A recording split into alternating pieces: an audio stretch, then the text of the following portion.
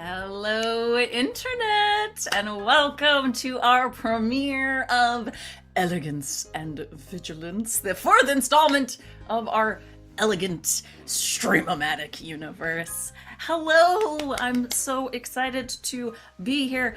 We had to push things back a week because, you know what? Fuck my immune system. But you know what? We're better. We're doing good, and we're ready to get this lovely Good Society remix going for you.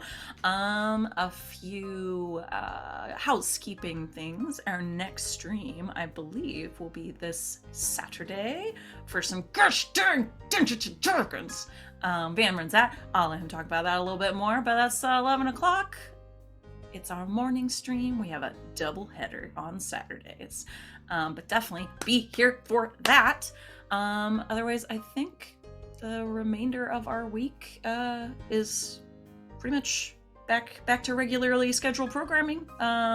So yeah, we'll have our afternoon stream on Saturday, and then we'll be back on Monday, Tuesday, and again for us on Thursday. Woot! Otherwise, I should note that there are definitely some lovely things available in the chat for you to participate in our games tonight and for here on ever after. So definitely check those out. You can buy some mini monologue tokens and have our characters tell you what they're really feeling on the inside. You can buy some loot drops and make everything a little more chaotic in general. And you can buy tokens, which were sort of a dime a dozen in most of our other previous games. No, do not give AJ tokens. Everyone can get a token but AJ. Not AJ. I'm kidding. AJ's in trouble and not allowed to have tokens. Yeah, I'm really not sure why AJ's in trouble, other than he's just been making grabby hands for tokens since we started the call. But that's fine. Yes, you can give AJ tokens. You can give anyone tokens. But they are very valuable this time around, so use them wisely. But yeah, and of course naming NPCs and all the other, fun D&D elements too of inspiration, etc. So definitely check those out. Yeah, otherwise, I think we'll go through and introduce ourselves. You have a lot of things to introduce. You're going to introduce you. This is the human being in meat space here. You're gonna tell us the character that you are playing, and then you're going to tell us your character's masked identity, your alter ego, your vigilante, if you will. And I believe we'll start with Van. Sorry, I was looking at the magic items. I didn't do my homework. That's okay. Hi everyone, I'm Van. You can find me on the internets at Savvy Seaworth, wherever you can find people on the internets. I'm on Hive, I'm on Instagram, but mostly I am hanging out in the GGK Discord. That's not the right command. That's the one for the Chuck Tingle book that we read. That one. Which you can join, because there's a link now in the chat. I am live on this channel Thursdays through Mondays, either playing in games or running them. I run the first game in our double header Saturdays, the Queer Chronicles of the Strixhaven Quintet. We just started The Wild Beyond the Witchlight, and it's gonna be great. And then on Sunday nights, you can find me on twitch.tv/lbhackemup for at least 1 or 2 more weeks still playing Monster of the Week. Tonight, I am playing Ezekiel Clawthorn, who is a Forge cleric, aka, wait for it, Forge, who is a bounty hunter. Yeah. Next up is Val. Hello, everybody. I'm Val. You can find me at the Kraken's Crown, looking around the internet. I am here Thursdays through Mondays playing running games. I run the second half of our doubleheader on Saturdays, Ward 47 in the afternoons, where we play Parslings. And that is at 5 o'clock Eastern Time, so come hang out with us for that. And then I run another game on Mondays, which is the Dragon Age TTRPG. And that is at 8 o'clock Eastern Time. God, I've been off for this for a week, and I feel like it's been like a calendar year. We're doing Dragon Age stuff, mostly crime-related Dragon Age stuff. you're probably used to in any game that I run. But yeah, that's most of my schedule, and I'm here playing games on most of the other days. Tonight, though, I will be playing Jean Verdot, who is the AKA, or wait, playbook, god damn it, who is an artificer, and they're also known as Maven, who is the outlaw. Yeah. Hey, it's a lot. I've made everyone come up with lots of things that involve many words, so we'll get there. We'll get the spiels going. It's just fine. It's all good. Next up's Alex. Hello, I'm Alex, LG It's Some Guy on the internets, mostly here, Tuesdays and Thursdays, and LP's channel on Sundays. The Tuesday, I'm either running our Masks game, Squire Squad, which is getting close to wrapping up, or playing in Escape Velocity, our Stars Without Number game. For this game, I will be playing Mr. Blythe Turner, who is a monk, but by night he is the Purple Ooze and an agent. Yeah. Next up is Wally. What's up, y'all? It's me, Wally, your favorite non-binary / best friend on the internet. You can find me on the Twitters at WALLE132, like the cute little Disney robot, which I'm talking about my hyperfocuses this week. One Piece is on a break, so I have no hyperfocus this week. You can find me here every Mondays, Thursdays, and Saturdays playing in the games everyone has already mentioned, so I will not repeat them. But tonight, I will be playing Lucien Clawthorn, the Blood Hunter, by day, and by night, they are Black Saad, the Vigilante. Yeah. And joining us, yay! Last up is, but last but certainly not least, AJ. Hi, I'm AJ, also known as Husha Kid. You can find me on the 3 T's of social media as Twitch, Twitter, and TikTok as Husha_Kid. I am a professional video editor, transcriber, streamer, and stream technician and TTRPG performer. Usually on Tuesdays, you can find me on my channel playing some One Piece Odyssey with my good friends Christian and Serenity, or you can also find me on Tuesday, the first Tuesday of every month, playing in a D&D game titled Foul and Friends over on Misty Mountain Legends. But tonight you can find me playing Virgil, the monk, who is also the Golden Gryffin, who is also a bounty hunter. You guys really did a lot of work with me on those transitions. We didn't plan that at all, and I'm so proud of each and every one of you. Yay. It works, baby. We did it. Did it. That's art. Yeah. Professional streamers. Woo! God, it's about fucking time. We did this shit long enough. Amazing. Well, so to, I guess, give you an overview if you are not familiar with Good Society, Good Society is a more of a narrative-based game. Generally, it would involve, instead of dice rolling, the use of tokens to influence the narrative flow of the game we are playing. However, after, what would we call it? Extensive case studies, I guess, is how we can say it. We found that the way that our games tend to go, we needed a little more something for the stories that we wanted to tell. So we're taking a little leaf, and by a little leaf, I mean just taking the book and editing it for our own purposes from a Brit Iyengar, and we're taking Good Society and we're just smashing some D&D in there to make it possible to tell the fantastic stories that we want to. Because you can do whatever the fuck you want, because it's your game.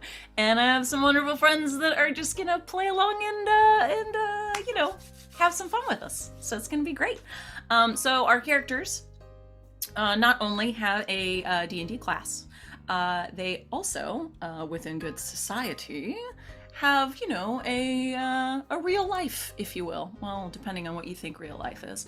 But also, we are using the expansion of good society, of sense, sensibility, and sword play, that all of our pals also have a masked identity, an alter ego, a superhero, if you will. We're Regency superheroes, guys. Let's be honest here.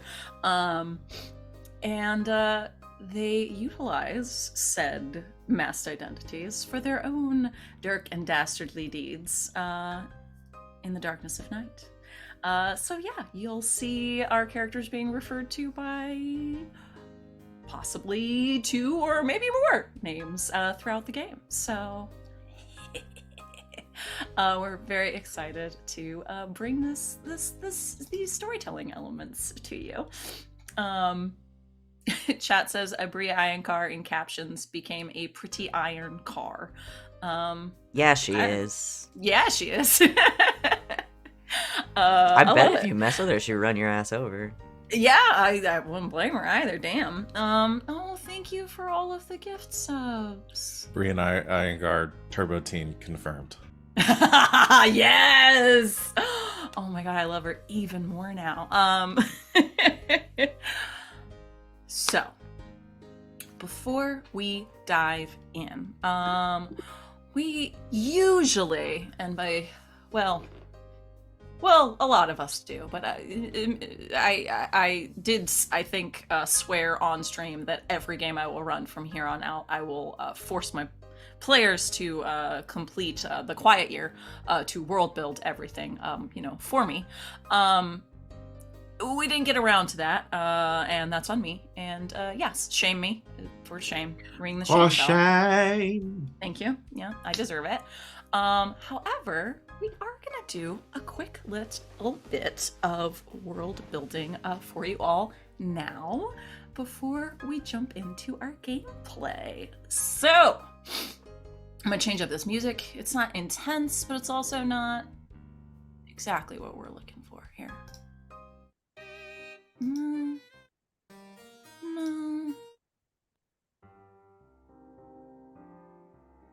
Sure, we'll go with this.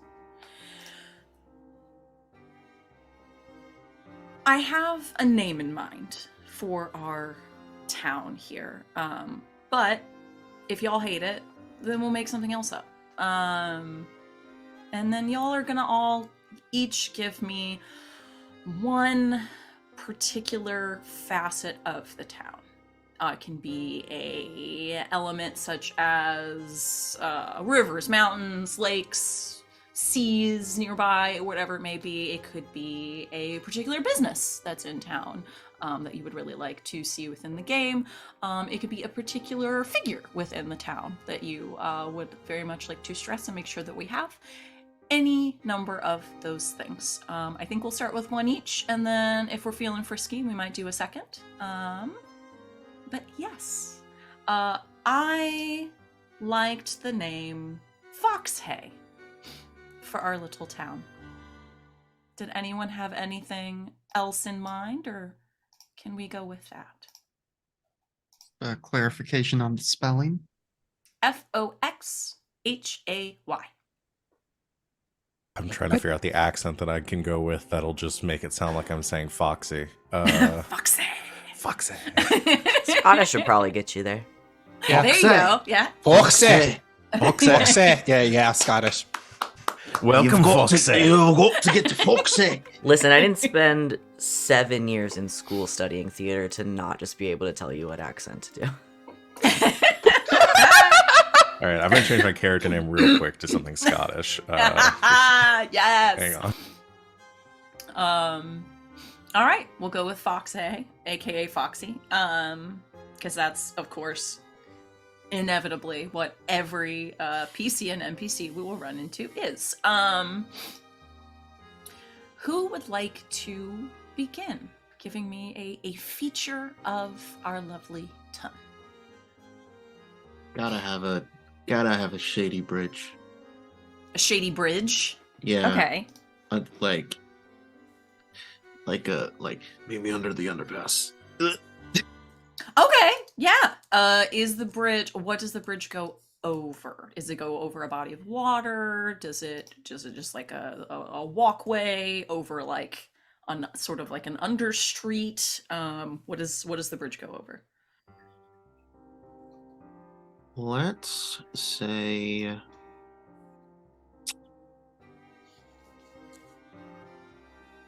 I was gonna say a body of water, but Okay. it was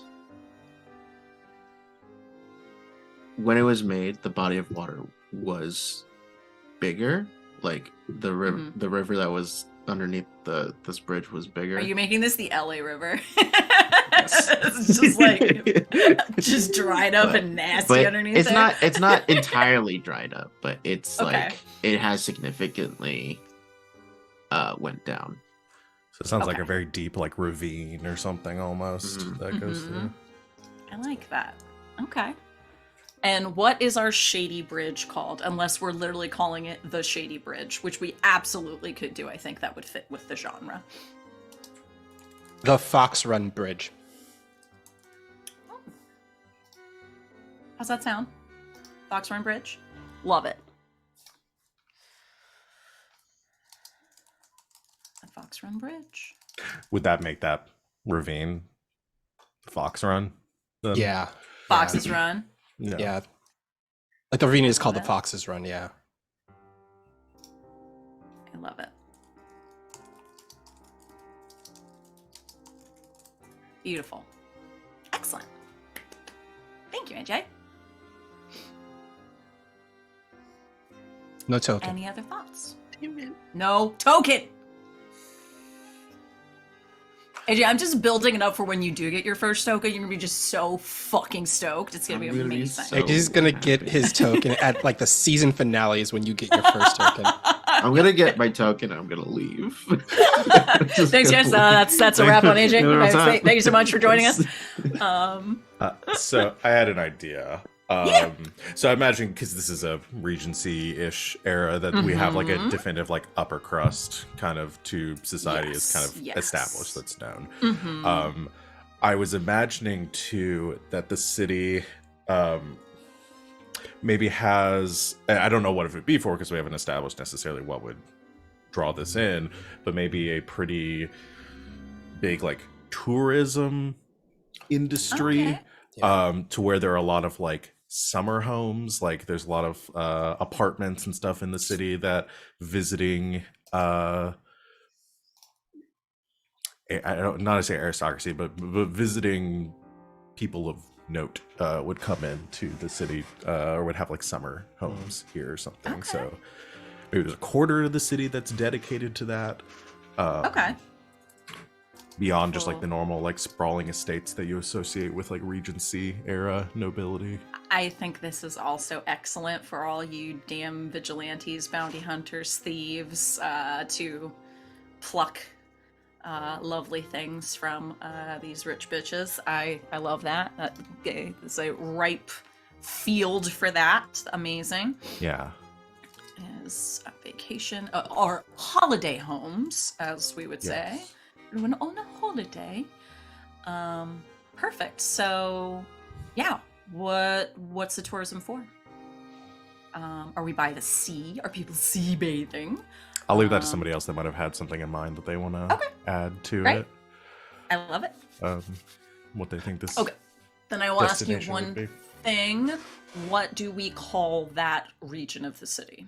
The quarter of the city that is essentially vacation homes, holiday homes. What is the what do foxes live in? A den, right?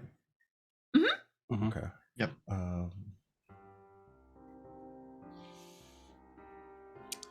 Silver Den. Silver Den. For all them silver foxes. Ayo! Yo. One word or two words. Silver Den. I was almost thinking one word, like it's something that got kind of smashed And then when we together at say some it in the point. English accent, it's Silverden. Silver Ends up Den. being Silver Din. Yeah. Yeah. I like it. Nah, I just call it SD. Colloquially. Colloquially, it's SD. And I'm going down to the SD, y'all. Thank you. Awesome. I love it. Any other thoughts? I feel like that there's like outside of like the tourist district, which is the Mhm. Silverton, which is like a lot more fancier. I feel like there is definitely like a smokestacked kind of either like industry like An quarter, industrial part of town? like an Yeah. industrial part of town where it's like smokestacks, you know, very it's very like I want to say like very Gotham City-ish in that you don't want to spend too much time there kind of thing. After Like, dark. Yeah, it's the place you don't go after dark kind of area. A warehouse district. Gotta have them Yeah. warehouses with all Yeah. this crime and vigilantism happening. Definitely. Fireworks existed in this time, right? Gotta have our abandoned fireworks Oh warehouses. yeah, this is a superhero thing, so we do have to have fireworks factories. We do. Okay. Yeah. Yeah. Okay, There's so is definitely that fireworks. part so of the long tour? ago, and it's been Yeah. the tradition has been continued by Alex, and it has to pass on to this. Incredible. setting, too. Incredible. All right, so we absolutely have a fireworks factory. I love There's this. definitely a fireworks factor there, but yeah, like an And then- industrial warehouse district. So like every week somewhere in the city for like part of the tourism, we are having a huge fireworks display. Yeah, maybe of they some do kind. maybe that's the tourism, some like big like local festivals where they set off these brilliant fireworks that are created by the city Oh. crafts people. Yeah, because you know the fireworks industry is really booming. Yeah. I've got something to contribute to that. Ooh. Okay. It's an I love it. It's an open air market. Ooh, yeah. Yes. Open air market. Like a bazaar. Now we're getting some Assassin's Creed shit. Yeah. Did you not think that's what I was gonna immediately do? All right, you've given me Can your I- Assassin's Creed. What about your Hitman element? Because I need your Can I- Hitman element too. The That's hitman what the hitman element is that the open air market is right by the docks, and so there's a lot of fish around which can't be used as melee weapons. Perfect. I didn't make that up, y'all. If you've never played Hitman, you can It's beat true. people up with a fish. So, It's, Open air can I've I- done it. Can I buy that arm blade then? I really want that. You may switch out to your arm blade. To Yeah, a fish blade. Go A fish fish blade. blade? It's an arm blade, but it's got a fish embossed on it. And it's both. And it's both. Yeah. Okay, so we are by some body of water then. Probably the sea. Are we by the sea then? I think by the Sure. sea. Sure. Yeah. Last one we were Awesome. by the mountains, so yeah. Well, and see then what one we of should the change the bridge can be over like one of the main, you know, the thing where the land and the water meet, and there's the, you know, Beach? no, that a bridge, it's water that a bridge will go over. River? No, like the river Like a mouth. What's canal? it called when? Distributary? That's probably it. But where the ocean meets the land and then it turns into a river. Oh, Okay. I was thinking of peninsula for a second. I think Alex is right. I can't That believe you sounds just looked me dead in the face and said beach. I was confused. So, That wasn't about be you. like- that was about me. I'm so- No. Like I'm I'm such a imagining- dumbass, but like a Okay, river. no, not a mouth. distributary. Because it's the sea sort of going inland, which is a little different. That's like Okay, the, a tributary that's is a stream that feeds into a larger stream or river. I'm thinking of like Mhm. the river mouth, where like the ocean would then turn into. So would this be more like, are we thinking more of like a cliffside city? If we're having like this ravine. Estuary. Estuary. Ah, there it Estuary. is. Yeah, there it is, That's what it is. So like Delta's more, also goodsy, thank you. less like Florida coastal town and more like the like Ireland, like Northern European coastal town where there's like a cliffside where we'd have this ravine that it goes down into. That way all these geographical things kind of make sense together, that we'd have this Fox's Run heading Sure. down to the beach. See, All right. folks, I'm not smart. I let them handle all of it. We liked to. Oh, that's what I don't have pulled up. Thesaurus.com. Source.com, future sponsor of our show. We've done 4 of these now. Come on, please. I'm gonna see if I can email them. Please email them. Just let them know. We use you all the time. Anyway, Contact us. Okay, I'm gonna open this and do it later. amazing. Okay, so give that to me visually one more time, Val, because I have. Well, so no I imagine spatial if we awareness in my have brain. if we have this ravine that like has dug into the ground, so there's like this deep chasm where that Fox's Run is, and that is what is feeding out to the into the sea. That we're probably we're above sea level. Our town would have to be. So I'm imagining more of like a cliffside town where the city is up kind of on the cliffs overlooking, and then the beaches. Epic cliffs where we can have big rooftop battles. Yes, we can dangle yes, people off of the side and ask them where are the drugs going. Where the drugs Yes. Does the Fox Run terminate in a waterfall off the cliffs, and then there is Yes, like totally. the dock section down Yeah. below? You know, Give me yeah. a waterfall. Yes. The industrial quarter is powered by the waterfall. Okay. Industrial quarter and the docks are down Yeah. on the lower part, and you got the fancy folk live up above. Yeah. Or they've like Cliffside built area. in like a wheel to the into the side of the cliff where the waterfall is, like on like a raised platform, and so like it's kind of like halfway between. Also, I like see there's like an elevator that goes down to the industrial quarter from Yeah. the above area. So it's like this large, like maybe like a wooden like plank elevator that multiple Yeah. people can get on. So it's kind of like a public transit kind of thing. Well, and that would also kind of hide, if this is more of like a tourist thing, it hides a lot of the more like less scenic aspects of Yeah. industrialization from the public, because I imagine there's like a public access down to the beach, maybe a little bit away from the city, so they're not having to see that. I love that. Okay, so we have like an elevator system. We have a water wheel to help with industry. We're gonna need names for that elevator at some point, along with our open air market and our sea. So think about those. Think about those for a moment. See, that has point out we just made Portland. Yeah. Fantasy Portland. Fantasy Portland. There is definitely a super like hipstery coffee place in that case. You know? Portlandia. Amazing. It's I called love it. Celestial Dollar. Okay. God damn it.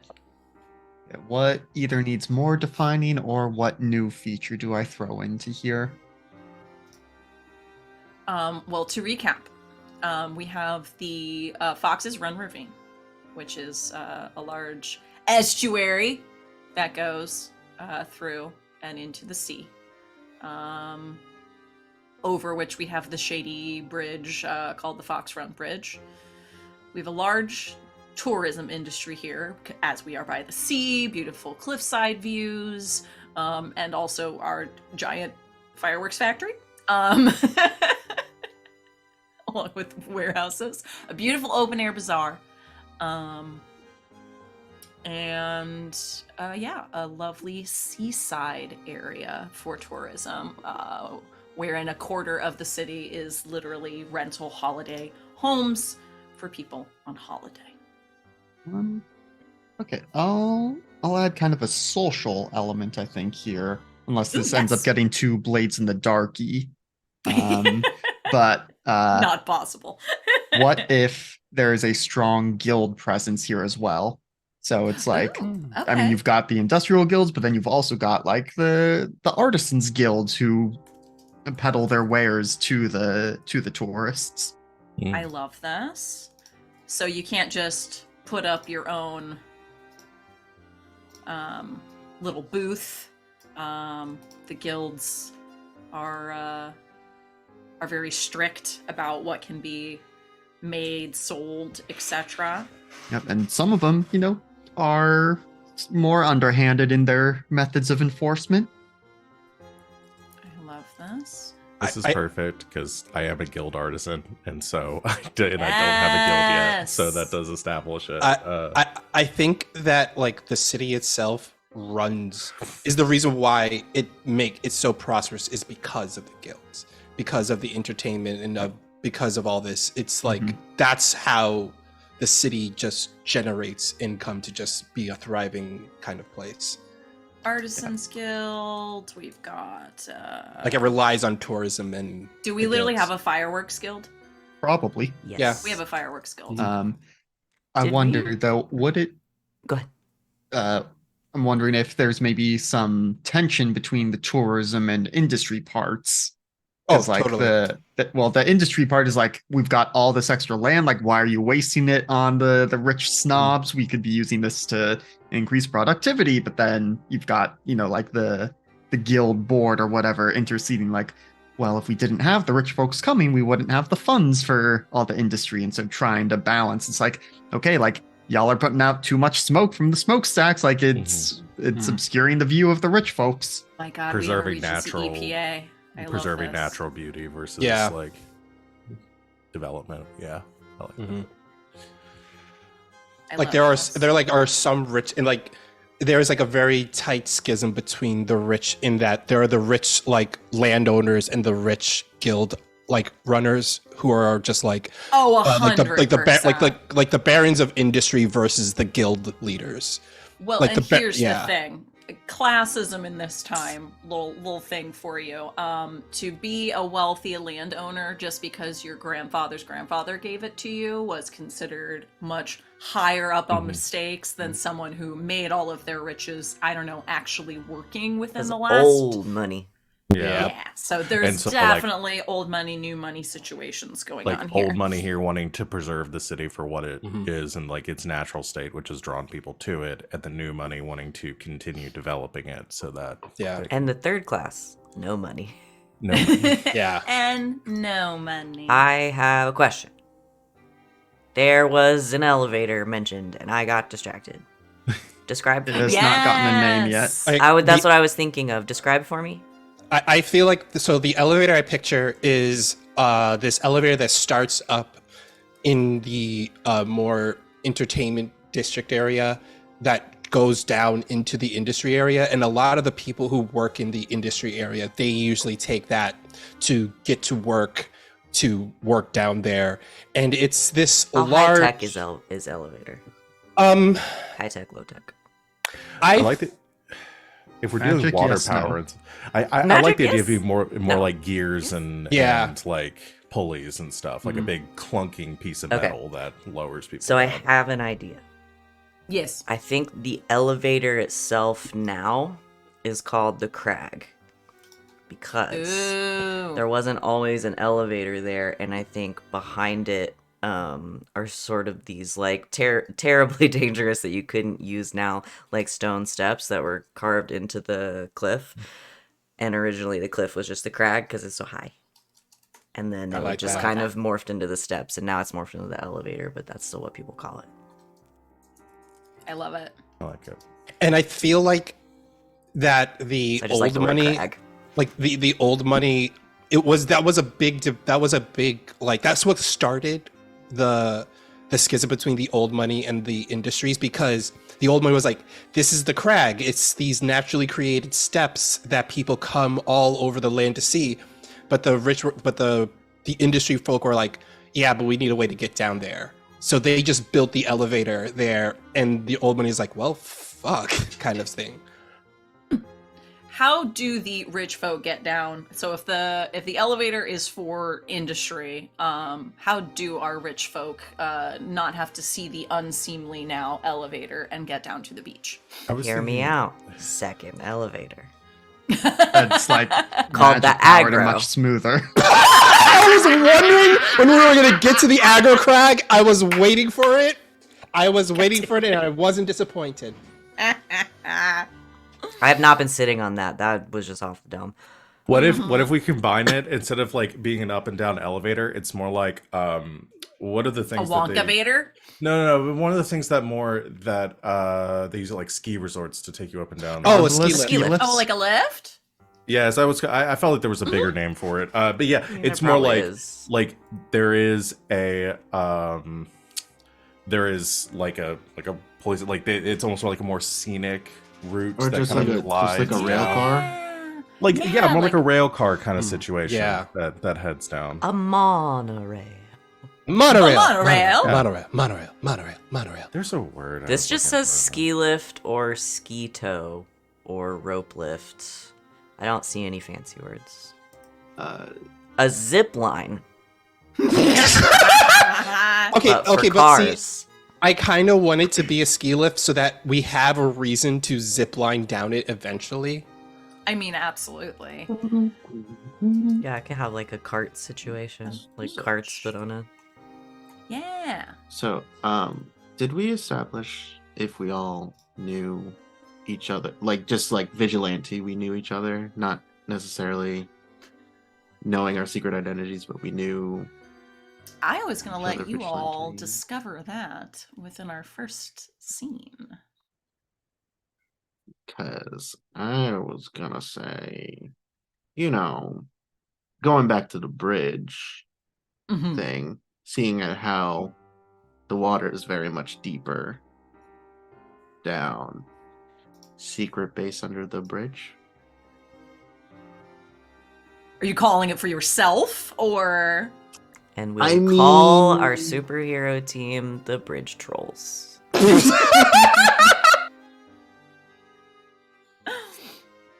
I mean, it's either we could either have it for everyone, Funicular. or I'm taking it for myself.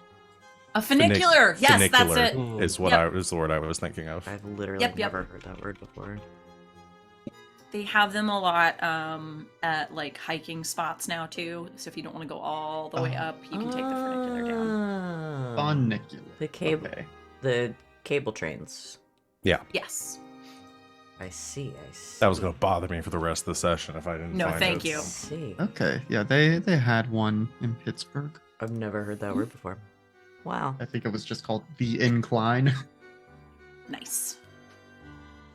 Or I've never clocked that word before, I guess. I'm gonna say, since backstory-wise, I know a couple people have bases of their own that they've been considering. If the Gold Gryphon would like to claim a base underneath that bridge, you are more than welcome to. Is it like all the way down there under, like near the water, so no one can see it, or is it sort of camouflaged as something else? I think it is camouflage is something else. Like maybe like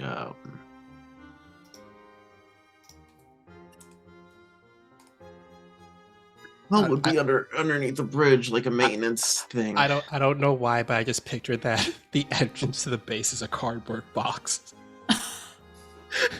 I mean, if it's Would pretty never deep allow water, that it could here. be a old, like an old wrecked boat Ooh. for a Hmm. facade. Have a houseboat under the bridge. Have a houseboat under the bridge. Now we really are in the Pacific Northwest. Yeah, now we are. We've literally just become Portland. I love it. You can think on that. Why don't you think on that? And you let us know. You let us know what it is. I love this. Okay. I think this is pretty good to go on. Unless we have any other last minute things. No.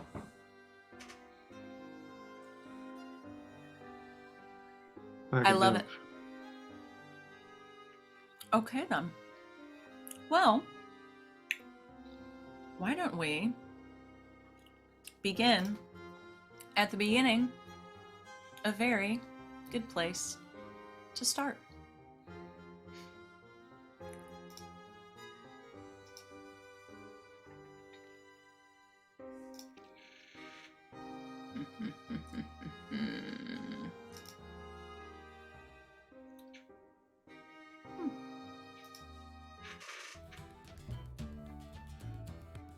No.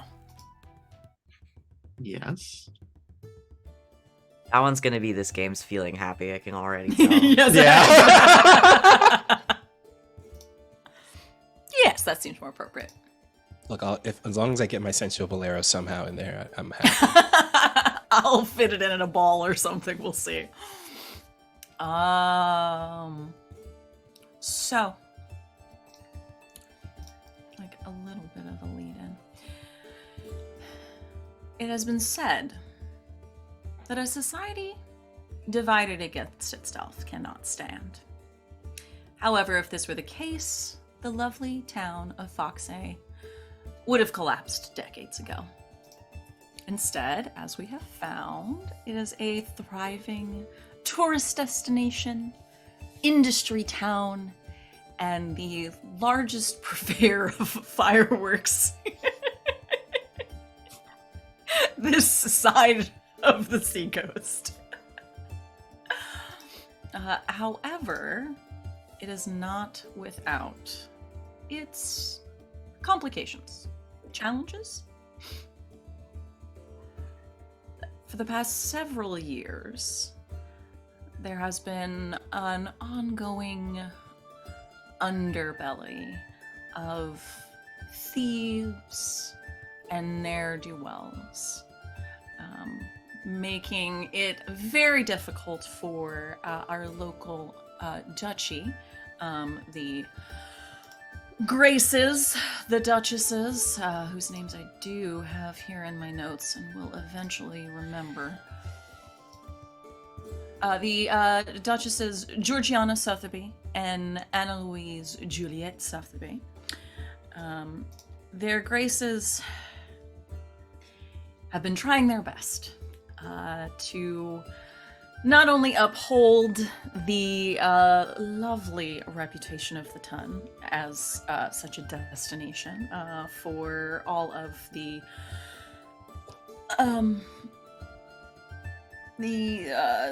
higher ups within Ton, the gentry, those that wish to grace the Ton with their presence, as well as also keeping up with the less lovely but vitally important industrial portions of the town.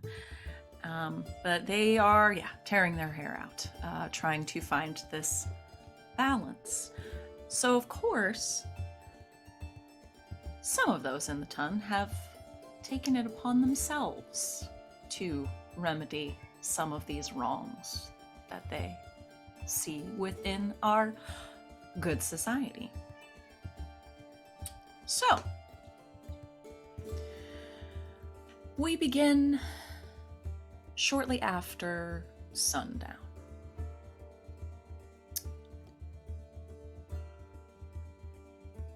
Do I just spring this on somebody, or do we have a volunteer for the beginning of your masked vigilantes evening in our rooftop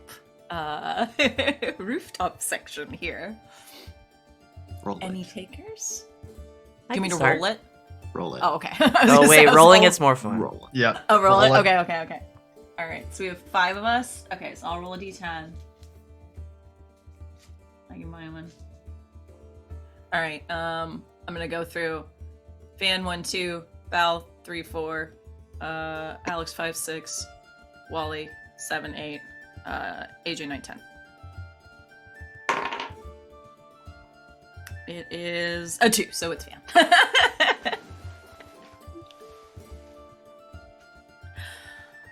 What? It was meant to be. It was meant to be. Where would we find Forge shortly after sundown?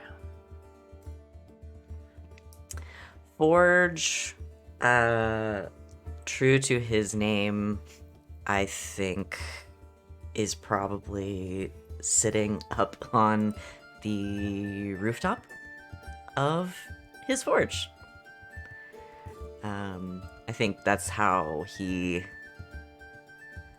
ends his days. I think is going up and sitting on the roof, because he needs some time, a little bit of time, to decompress before the real work starts.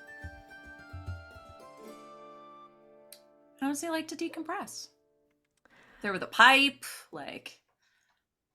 I think I know I had something for this. I wrote it down. Hold on. He actually has a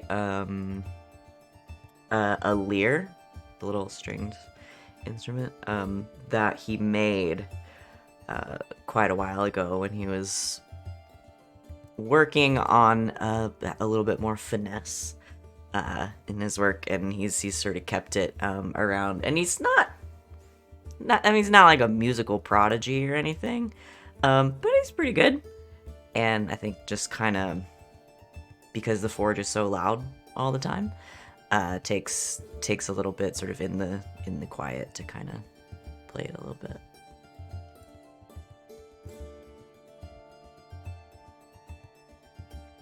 Sid, you're muted. Mm-hmm. Is the forge already in his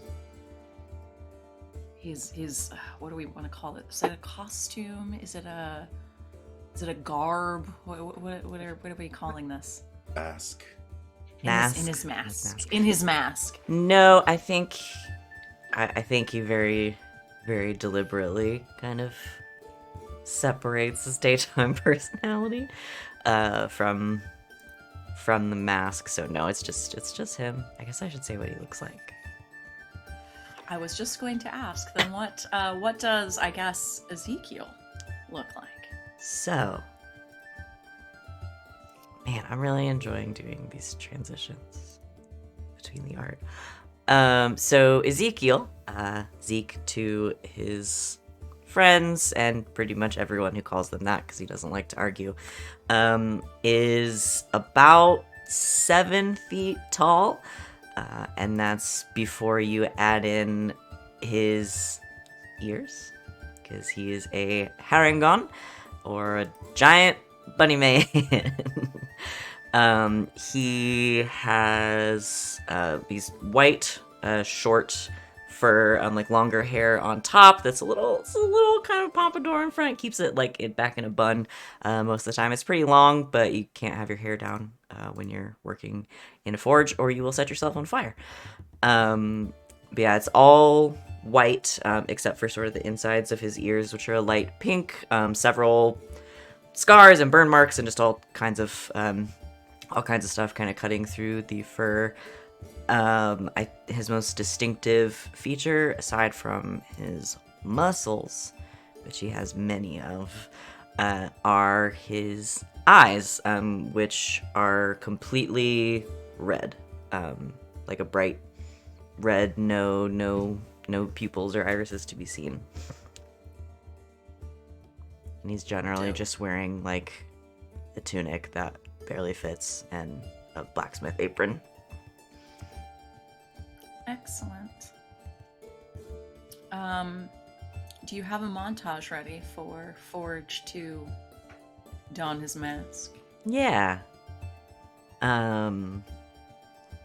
Zeke sort of finishes the whatever song he's sort of picking out on the lyre, which is probably some kind of old like sea shanty, or it's like a bar song or something. Maybe similar to the music playing right now. Yeah, maybe it's like that. But just the single strings. It probably has. I think he just keeps like a barrel of ale around, so probably just like finishes whatever he was drinking very deliberately. Stands up, takes the mug, takes the lyre, and hops down. Just jumps down off the roof. He's Bunny Man.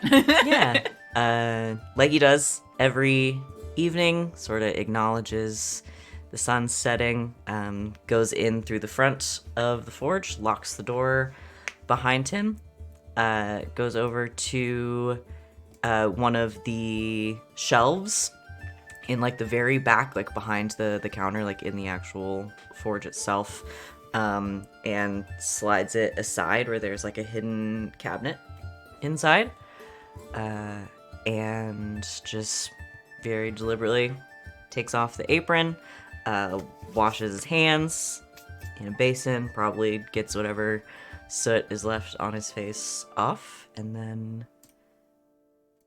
dons his outfit, which is a essentially a suit of armor that glimmers in the last bit of sunlight that's coming through because it's made of adamantine. Puts on the plate, sort of makes sure the gauntlets are secure, laces up the boots, throws on his back a shield, a mace on one hip, and hand axes on the other, sort of strapped to the side of his thigh, and then pulls down a mask that goes across his face like this, and across the shoulder plates, or the pauldrons, and in the center of his forehead is this symbol in white of a gear.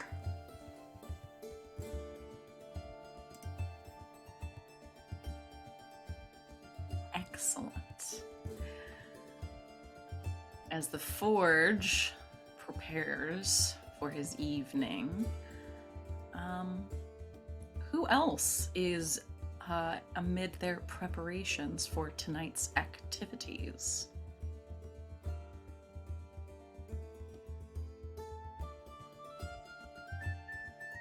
Am I rolling? I'll go. I'll go. It's gonna get a D8. So Lucien Clawthorn currently is where you see him right now as the sun starts to set.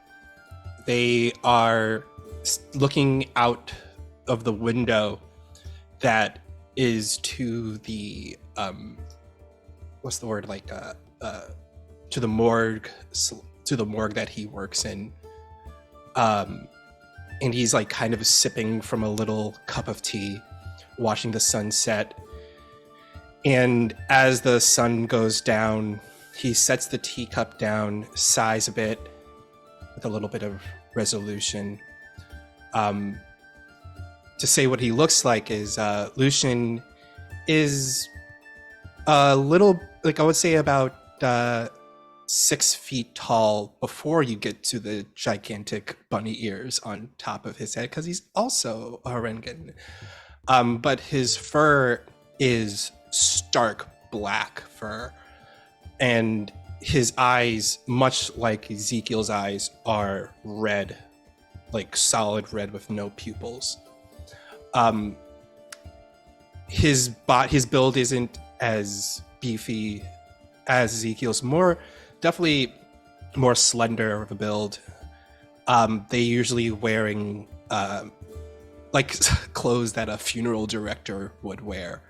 Very like a black, always wearing black suits, but the only color is usually like a nice little red tie that he wears around his neck. And as the sun sets, he sets the teacup down and he walks over to the office that he's currently in right now. And then underneath a little glass, not underneath the glass, like on top of the desk, is a stuffed squirrel, like a taxidermy squirrel.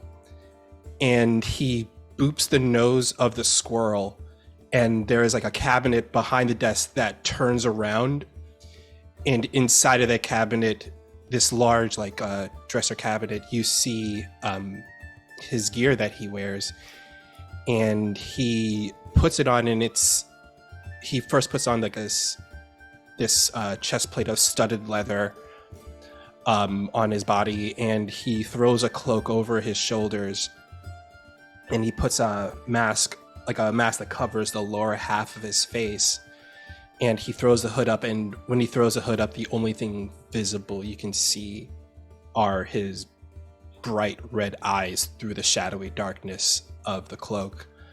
He puts on these pair of gloves, armored gloves that he wears. He puts those on, and when he reaches into the cabinet, he pulls out a a bandolier of bullets, and he wraps them around his waist and wraps 2 of them around his wrists. And the bullets themselves are really unique looking because it almost looks like some of the bullets look like normal bullets, but every now and then some of the bullets, they look I want to say like the base of the bullets where you would normally see the gunpowder where it would probably be kept in. It's glass, like it's completely see-through. And on like the little back of the bullet itself, you can see that there's a little tiny like needle in there. And one of the bullets is empty, but he grabs another bullet, and this bullet has this bright, like not bright red, crimson red like color to it. There's like a crimson red liquid kind of sloshing around inside of it, and he loads those bullets up into the bandolier. And then he reaches into the cabinet and he pulls out these 2 pistols that look very like these very large pistols. One is bright silver that kind of gleams in the light, while the other one is black and ebony. And he takes those and he puts them, straps them to behind his back. And like a full Batman Forever, like just Val Kilmer, like yeah, it's pretty much like that. Yeah, turn around, see the butt, everything. Yeah, the full thing. There's definitely rubber nipples on it. Yeah. Lucien's whole ass is just out. We do have tails. Yeah, we do. There's a tiny little cottontail. So we do. I have so a we big go tail. around and we see the full like butt action, which is Yeah. little rabbit tail poking out. Rabbit tail poking out. And when we It's turn just- around for what? It's just like putting on whatever is going back there, and then just like a. exactly, yeah, just pokes out. I'm gonna say as the final bits are being put on, as she blew away your fucking passive perception, you hear a voice behind you. You really should put more locks on your doors. And you turn around and see Ms. Shelley, Maria, your mentor. What does Ms. Shelley look like? Shelley is a half-orc woman. Looks like she's in her early to mid 50s. She's wearing I want to describe like fancy yet practical clothes. You know, they look like, you know, really fancy clothes, but also very practical. Like if you look closely, there is some like leather armor there. Her right leg is missing, and she's currently sitting in a really nice looking wheelchair. And in her hand, there's a lit cigar in her hand that she's probably puffing away on. Perfect. Right now, it's actually between her teeth as she's rolling into the room. Damn, she sneaked onto you in a wheelchair? Yeah, that's how Oh, bad yeah, she she is. Damn. She's a goddamn badass. Lucien turns around.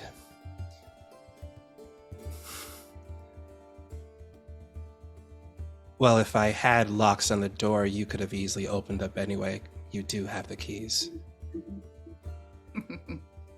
That's too easy. I'll remember to make it more difficult for you next time. I'll put a little bell on the corner so you can try to open the door quieter. Excellent plan. I have something for you this evening. Oh, what is it? Oh, well, your friend, Mr. Winkle, came to me. Oh, I'm sorry, Mixwinkle came to me. It appears a shipment from their family business has gone missing en route. Figured it might be something you'd want to look into. I think I will. I mean, their business helps my business. Not my main business, but this business. As he No, it's holds up everyone's business. and when he says that, he holds up the gun and he makes the noise with his mouth of check, check. You know, it doesn't make that sound. I know, but I wanted to make the noise to stress the point home. Chick, chick. And he puts the gun behind his back. Last they were seen, the carriage was coming down the main thoroughfare toward the powder keg and disappeared. So, are you planning to get your brother in on this? Yes, I'm certain they would enjoy a night out, bashing in people's heads, and doing what needs to be done to protect the city. It can be both. It can absolutely be both. There's no shame in that. Well, I have things to attend to this evening. Good luck as always. Do you have your usual bridge game tonight?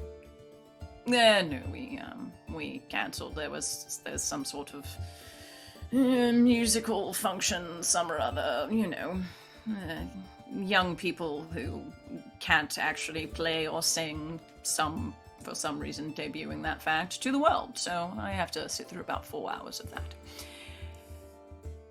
I think you'll be having far more fun than I will this evening, so... Don't worry, Why did I retire? I believe it's more of a, you enjoy the rush of knowing that someone out there is upholding the good fight. And he, walks over to her and gives her a kiss on the forehead. All right, off you go. He doesn't go through, the main door. There's, a little secret entrance that he goes up through that goes up to the rooftop. And he heads up there, waits till the sun fully sets and the moon is nice and bright. He sighs. Okay, let's go have some fun. And he does a little flip off the roof. The camera pans down as you jump off of the roof into the darkness, and we cut to... Who'd like to go next? I could go. Yes. So we start with Blythe actually up at the top of the cliffs, as he is still wrapping up the evening.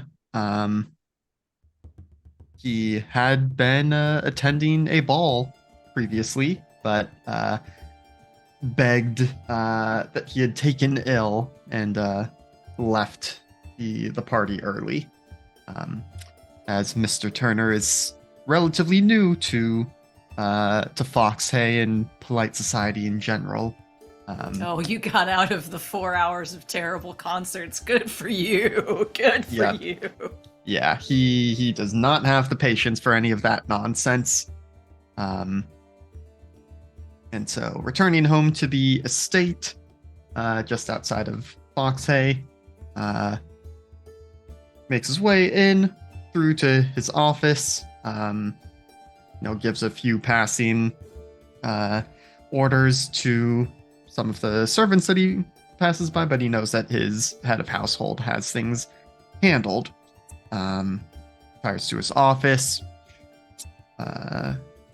and will go to the grandfather clock in the up against one wall. Opens the case, grabs the little pendulum, pulls it down, and closes it. And as he shuts the case, pendulum resumes swinging, but the grandfather clock sinks into the floor, revealing a secret staircase down. Yes. Bat cave, bat cave, bat cave. Yes, and as Blythe begins descending the stairs, the grandfather clock rises back up, And once he is out of sight, just double check. What did this require? A command word to use? Yeah, so speaks a little phrase under his breath and changes out of the evening's regalia into just a simple rough spun shirt and trousers, but they are both dyed a very deep and rich purple. And as the clothes take shape into this new form, they also rise up and cover over his big bugbear ears, and basically, I mean, I'm envisioning this is more or less Daredevil from the first season before he gets the real suit, but purple, and he can actually see. But the other notable feature, being a bugbear, is the ginormous arms that go, almost to his feet. But he descends the stairs, which soon enough become worked stone, and he is in the secret tunnels under the Turner estate. Secret tunnel. Secret tunnel. I wasn't imagining that he has an assignment this particular evening, but if you've got one, we can work that in. But he was, for sure, just could not deal with the polite society expectations anymore this evening, and so has decided, well, at the very least I should go do something rather than just being stuck inside all night. Absolutely. As you descend down into the depths of the Turner secret tunnels, standing right at the base of the stairs is your personal valet / Alfred. Is his name actually Alfred? Are we going to go that far, or did you have a name for your personal valet? No, we're not going to actually call him Alfred, but I am terrible at names. Alfredo. Hey. Or he can be Alfredo. Alfredo, excellent. Alfredo is standing at the base of the steps and has your mask ready for you. Thank you, Alfredo. Of course, sir. Hey, why do they think that, I don't get the entertainment that the rich folks do. Just give me a good old bar brawl any night of the week, but no, I can't go out and do that anymore. No, sir. I believe that would put your status both up there and down here and quite in jeopardy. Yeah. But, any news from them, or? Yes, sir. They left a missive for you. Right. Thank you, Alfredo. If anyone asks, I have taken grievously ill and should recover on the morrow, but no interruptions. A bit of a putrid throat, of course. Something like that. Would you require anything else this evening? No. Well, I guess let's see what the missive says first. No, of course, sir. And your missive, as of course I'm trying to get all you motherfuckers together, is very similar. A shipment to the largest purveyor of black powder in the city. Black powder, again, this being a big fucking firework town, on top of anything else, being very important, went missing en route toward the main warehouse and has disappeared. And they kind of need it, and they would like you to find the perpetrators, secure the package, and make sure that it arrives safely at the powder keg. Well, Does it include details of like who was on the shipment or anything along those lines? Simply that it was the regular conveyance that brings in these shipments, which of course made it easier to probably peg and track down, given that they take the same routes every time they bring in shipments.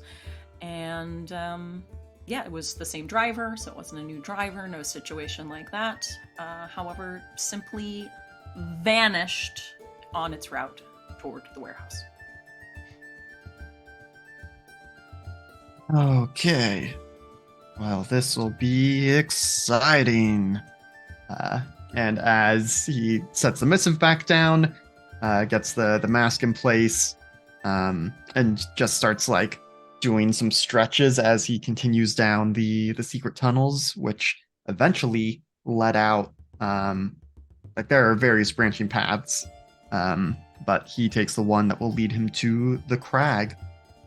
And then he will start making his way down, taking full advantage of the monk's slow fall to descend more quickly between the different tiers, which I think most of the time is going to translate to him using like his enormous wingspan to like catch onto the ledge and like swing himself and slow down that way rather than just floating. But I think he still has that available for. I'm realizing the if 3 needed. of the 5 of you hop everywhere you go. But no, we have another monk. So 4 of the 5 of you just like jump everywhere for various reasons. Very good at falling. Jump, I did jump, consider jump, taking like jump, one of the jump magic items, but ultimately did not.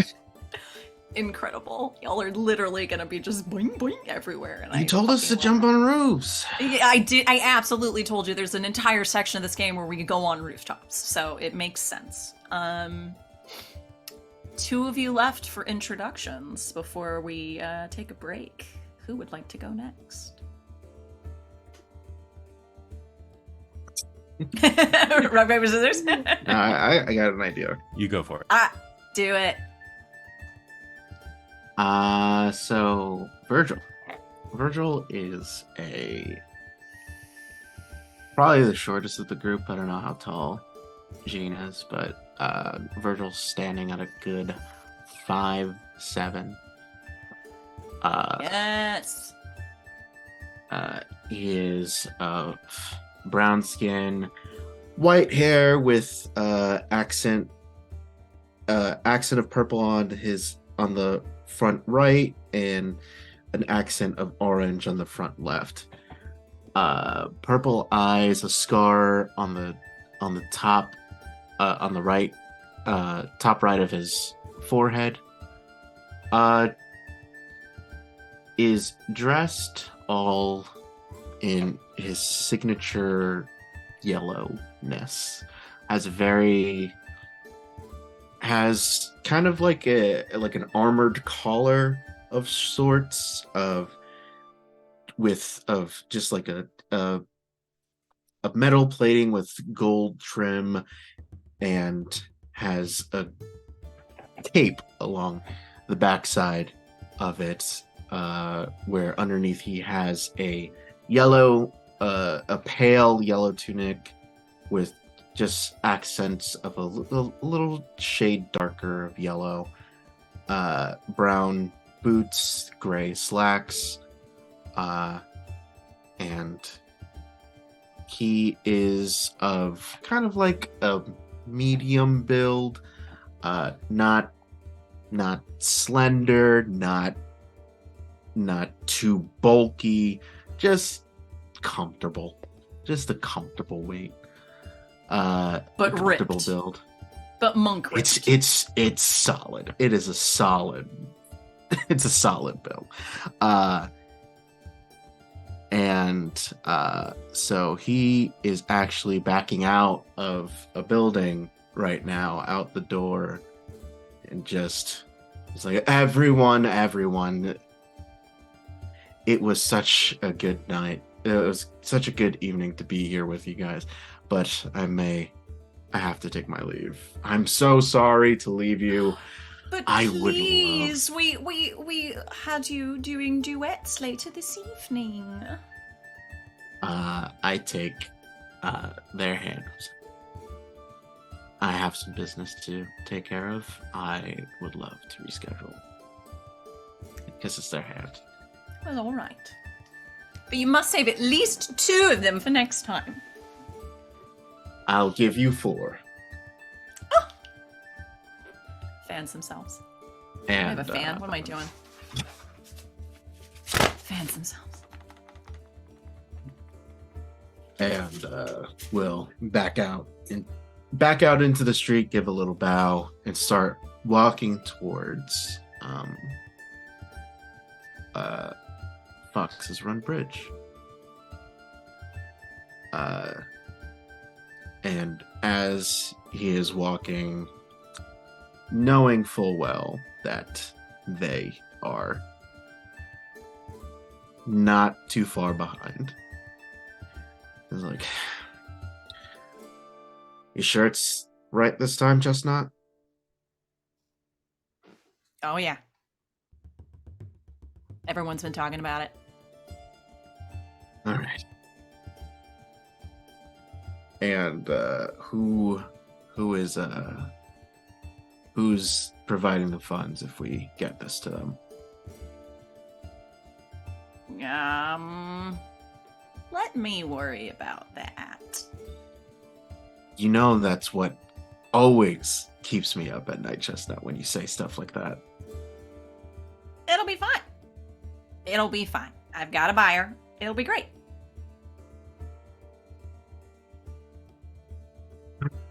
Okay. And he will actually take off his cape and is like, "You know where to put this, Chestnut?"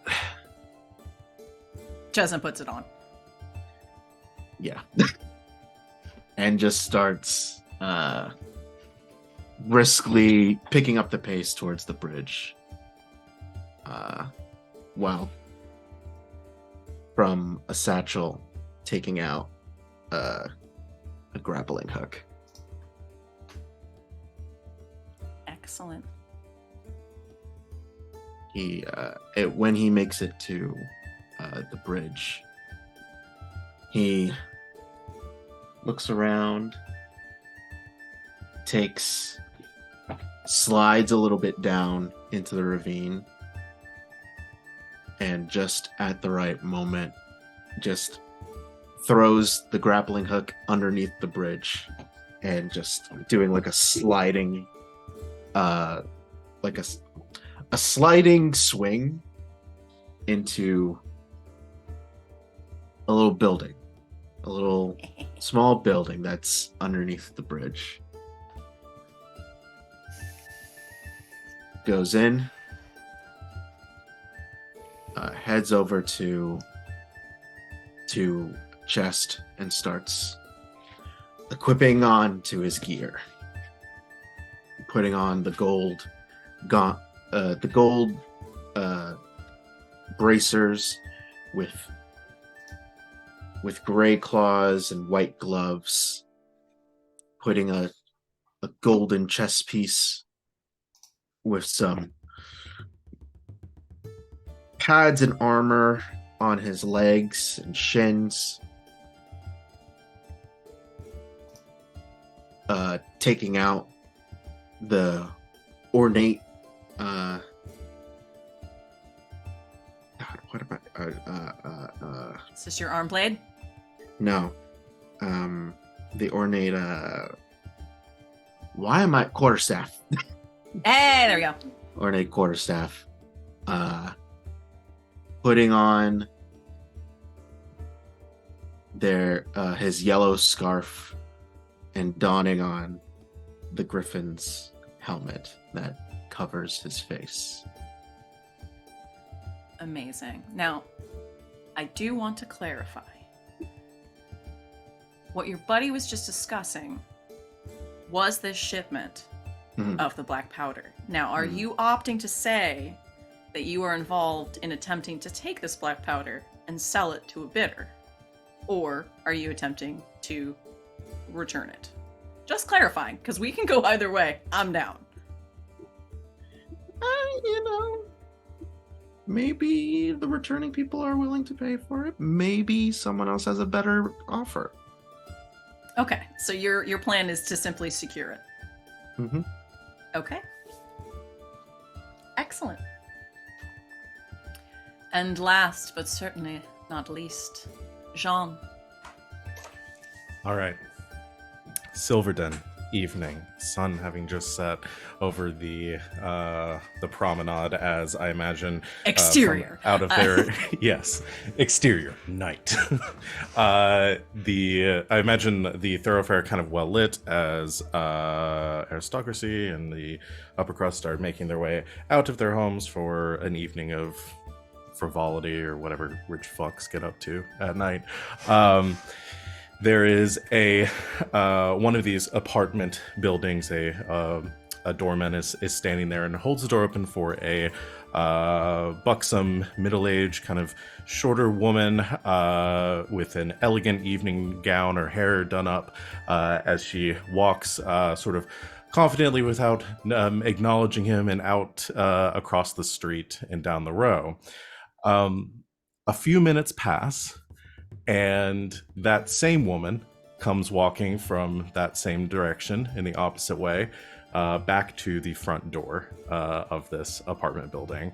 And as she's walking up, she says, "Well, I'm just so sorry. I don't have my head on. I think I forgot my things inside. Do you mind letting me in?"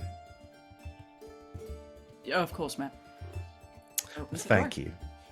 And she heads into the foyer of this apartment building and across to the lift to the upper floor. And as the lift shuts, we see the figure begins to kind of stretch, shifts a little bit. The clothing kind of begins to unspool and unravel as their body almost seems to melt and stretch like paint.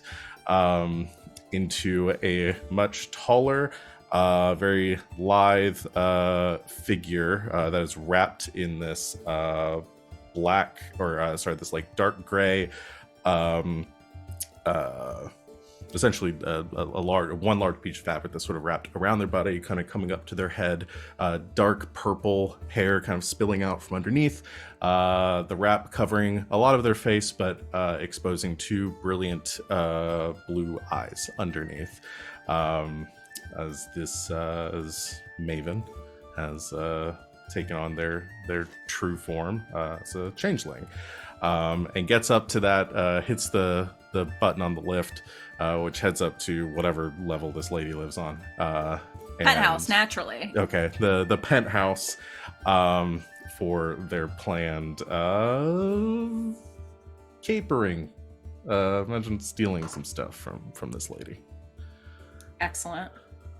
I guess first roll of the game. Yeah, give me an investigation. Let's see what kind of fun shit you end up with. Okay.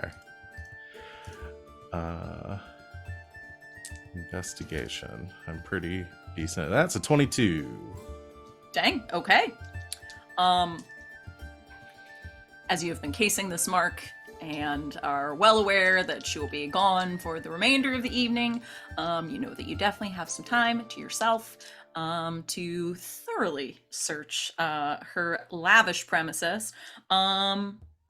Anything you are focusing on? Or art I think pieces, perhaps? Yeah, I want to say that maybe Maven had been tipped off to a piece that she might have recently acquired at an auction while she was visiting the city, and that is what has tracked them to go after her. We'll pick up anything else valuable on the way that might gain them a few gold in the meantime, but is mostly looking for that.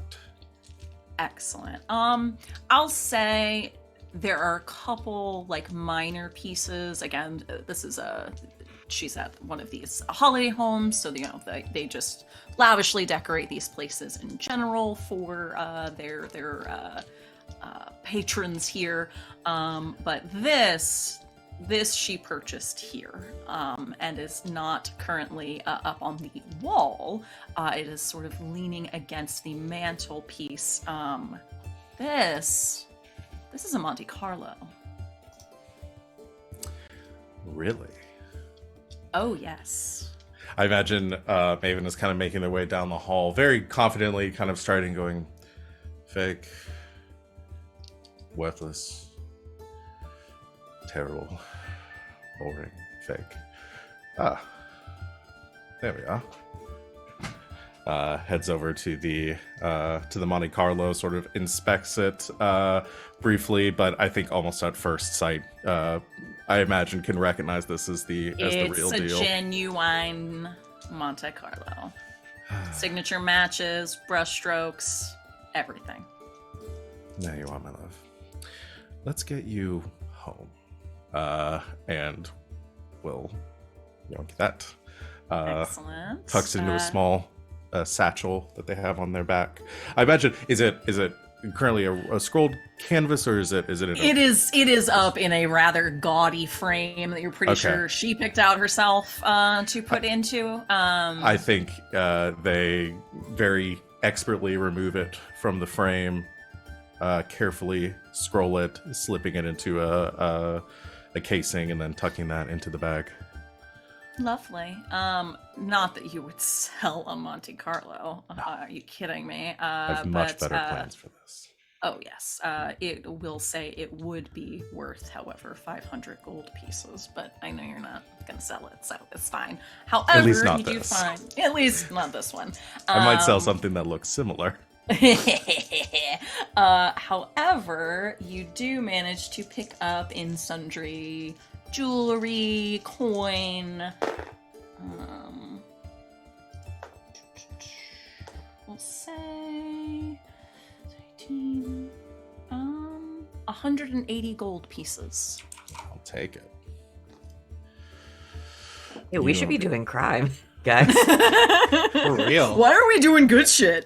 I think just like flips a coin in the air, catches it, tucks it away in the bag too, and says, not bad for one night's work. Where to now? I will say, with that 22 investigation, on the writing desk within this spacious room, you do see a letter. It appears that this mark of yours is in the know in some capacity about some of the goings on within the city. And just briefly glancing through, you do see mention of this shipment of black powder that has gone missing. And looking around, trying to see the information that she has, it's somewhat coded language, but you do also get this mention of the shipment essentially disappearing from sight, along with the cart that was carrying it.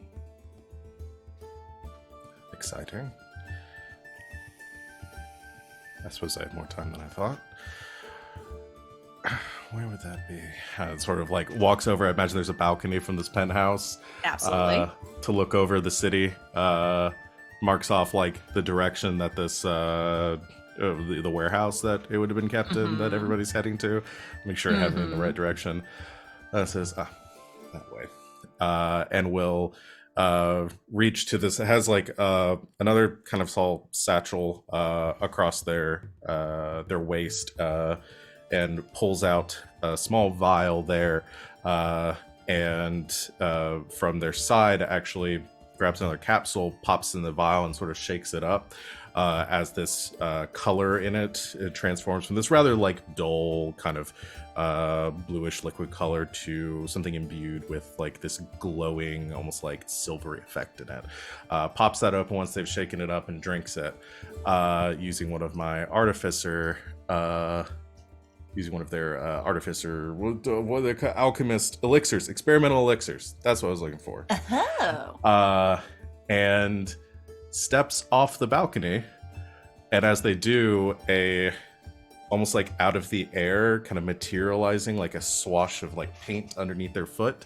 They step out onto the air and begins to just walk across the sky in that direction, across to the other footsteps, as I'm using a first level spell slot to create my flight potion. I thought you were love about it. to like frozone it and start like surfing off him.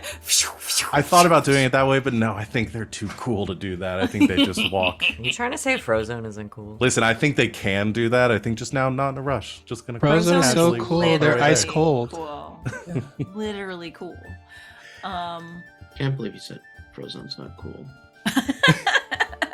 Just No putting Frozen on a tokens. blast over here. I was in trouble. No tokens for you either. Wow. Okay. Can I get? Until you apologize to Frozone. Can I get their tokens? You can have some of mine, trust me. I'll end up with too many. Yeah, if history tells us anything, Van will end up with 80 tokens that he never uses. Yeah. On that note, I think we'll take our break as jumping through the city. I am going to go ahead and say, Lucien, you did tell your brother about this, right? Oh yeah, totally. Okay. Yeah. All right. You go get your brother. You scoop him up. You two literally hop off of He's roofs not hard to and such. find. No. I said this in the chat, but somehow Zeke gets away with like putting on a mask, and suddenly no one knows he's the same 7-foot tall, white-furred, red-eyed bunny man. You know, these masked identities, it's a thing, okay? Like He's it's just like Superman. yeah, exactly. Yeah, I gotta put on a full thing because there's not a lot of humans in here. So. Apparently not, as you were literally the only one. Oh. Wow, freak. Weirdo. What the hell are you I'm doing a here? creep. You don't belong here. Sorry, I feel bad. I know some of us really hate that song. And with that, as we nix that song, we're gonna go ahead and take our break. As when we return, our masked Avengers. Can I say that? I don't think I can say that. That's a trademarked thing, isn't it? No, you can say that. And Yeah. Disney has struck us down. Sorry. Sorry. Oh, I'm seeing. Suddenly, you all have mouse ears. What's? Oh no, I'm being hacked. Wow, that's so weird. Gosh. Our masked vigilantes, all shall converge and investigate this disappearing black powder. But for now, we shall take a break. Thank you so much for hanging out with us for all of our introductions and shenanigans. We are going to refresh ourselves, bio breaks, all that good stuff. We suggest that you do as well, and we shall be back very shortly. Stay tuned. Bye, everybody. Back, internet. Thanks for hanging out with us as we took a break. We refreshed ourselves. I fed my cats so they wouldn't break down my door. I have more Dr. Pepper. We're ready to go, y'all. How I've decided was- which celebrity I'm mad at this week. Yes. Everything's good. Everything's normal, really.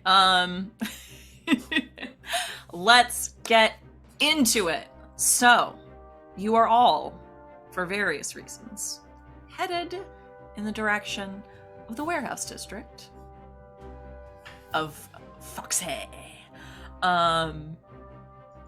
For the various tips that you've received about this missing shipment from the powder keg of black powder. Very important bit of the recipe for the Fae-cilitator renowned fireworks industry here in the ton. That's the basic information you've been given.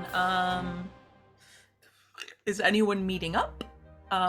Is anyone Brother. having any ideas for further Yes, investigation? brother. I definitely think Ezekiel and Lucien are going to meet up. Excellent. My movie brain just wants to have you guys like Like we see like a gargoyle up on a rooftop, and then we pan over to two bunny men. Sitting on the edge of the roof. Mm-hmm. And he's like sitting on the edge of the roof, Ezekiel, and what he's doing is he's like kind of like holding his hands out like this for a bit and does a quick draw. Twirl, twirl, twirl. Puts it back. Twirl, twirl, twirl. Puts them away. So, what's the job? Well, this job is going to be a real bang-up deal. Because it involves fireworks. Ah, Ooh. I get it. This is the one on the street. Good one. Just from 5 stories down, you just hear the faint whisperings of. Ezekiel looks down at the person, says, "That goes." Please don't shoot them. Yes. Well, before I was so rudely interrupted, there was a shipment of gunpowder that has been absconded.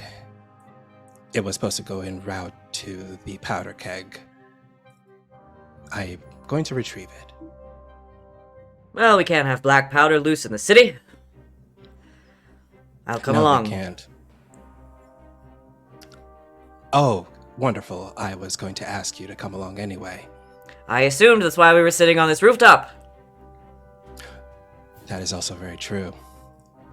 It's I higher was- than our usual roof. That usually means bigger business.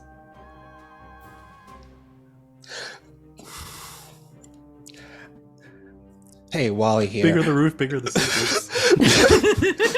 I am sobbing right now because Van is basically playing the tick and I just can't. Oh, I went All Might voice. That's where my head It is- went it is the immediately. All Might voice. We have to have an All But Might I voice. love it though. I am Every game. sobbing. I purposely didn't warn Wally about this No, you did not. character trait. Lucien just slowly looks over at Ezekiel right after they say, "This is taller than our usual building." Usually means bigger business. Yes. We're going to send our business to new heights. He holds up a pebble and waits. Very good. You've been practicing. Yes, I have taken the habit of every morning as I wake up and watch the sun rise over the crusting rooftops, and I hear the birds crow. Because as a day begins, we also suffer through the agony of people dying the night before. The crows represent the souls passing on to their next life, their caw guiding them into the ether, into the beyond. Bigger building also means bigger sadness. I understand. So, do we have a lead on this black powder? Do we have any leads in this black powder? Bigger All building, that you. bigger business, bigger Your feelings. business. Papa John's. We got there, folks! We did it! Van is gone. I have to leave now. I don't even know where that came from. That's a wrap on Van, everyone. Big round of applause for him. The actor that will be replacing me will be here next week. It is Jonathan Taylor Thomas. Hey! I can It's been a reveal it. while. I can reveal it now. JTT is back, and he's blonder than ever.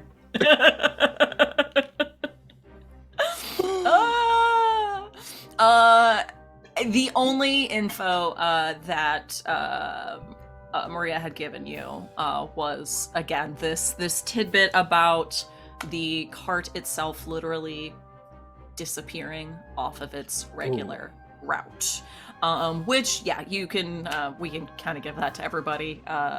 That regular route sort of winding through the main road, the main gates that would come into the ton, and winding through again this particular road for industry sort of goes around the cliffside, and then goes toward the warehouse districts. So right around sort of that cliffside turn toward the warehouse district, it just seemingly vanished. Is there a way that I'll do this character. There has been rumors that the carriage just was gone, vanished, without a trace. And he actually made the noise when he opened up his hand. I have an idea. We could probably try to investigate around that road area. Maybe there is a worn path or some kind of hidden side street that people are getting yoinked off of, or some signs of absconding off the road. It's a very good place to start. Yes, it it is. Well, let us go. And he stands up off the roof edge and crouches down, and he will hop towards the direction that, like, we were probably maybe the last carriage was seen. Wait, Lucien! There is a cat! Lucien lands on a rooftop. Are you going to keep it? Yes! Hmm. Please don't sit on the keyboard. This will make cat number 10 you have kept. 11, technically. Toby is an outside cat. I see. Have you named this one already? No. We'll see who you are. And then he'll turn and keep on going. Are you happy that you got to be in the show?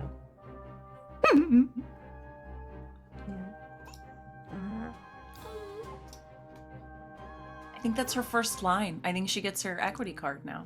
That counts. Yeah. This is equity. Get that It's check. a SAG. Do you Get that do you check.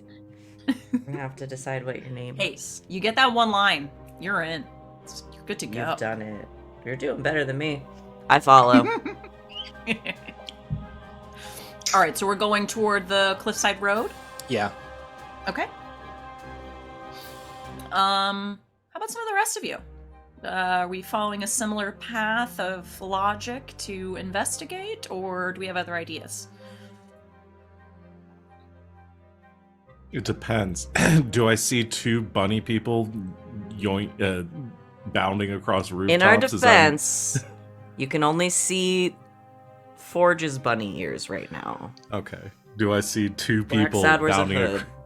bounding across rooftops across the city during my casual stroll, which I did remember why I made it a stroll, because I only get 10 feet of movement fly speed. It's not this is a like a slow walk jaunt across the city.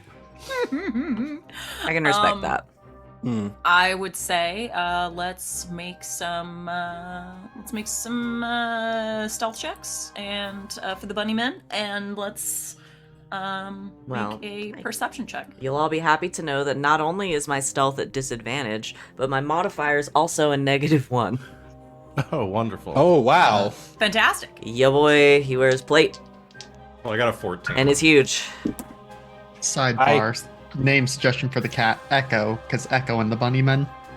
That's good. I like Yes, that. good. Okay. Yes. It's Echo. I got a 23. 6. Okay. I'm a 7-foot tall, muscly bunny man wearing adamantine plate. What's that perception check, John? 14. I hope it's higher than 6. It's definitely higher than 6. So yeah, you see one rather large, loud bunnyman in adamantine armor, masked, hopping from rooftop to rooftop, and yelling about a cat. Just clang, clang, clang, like a bell. That seems like a lead.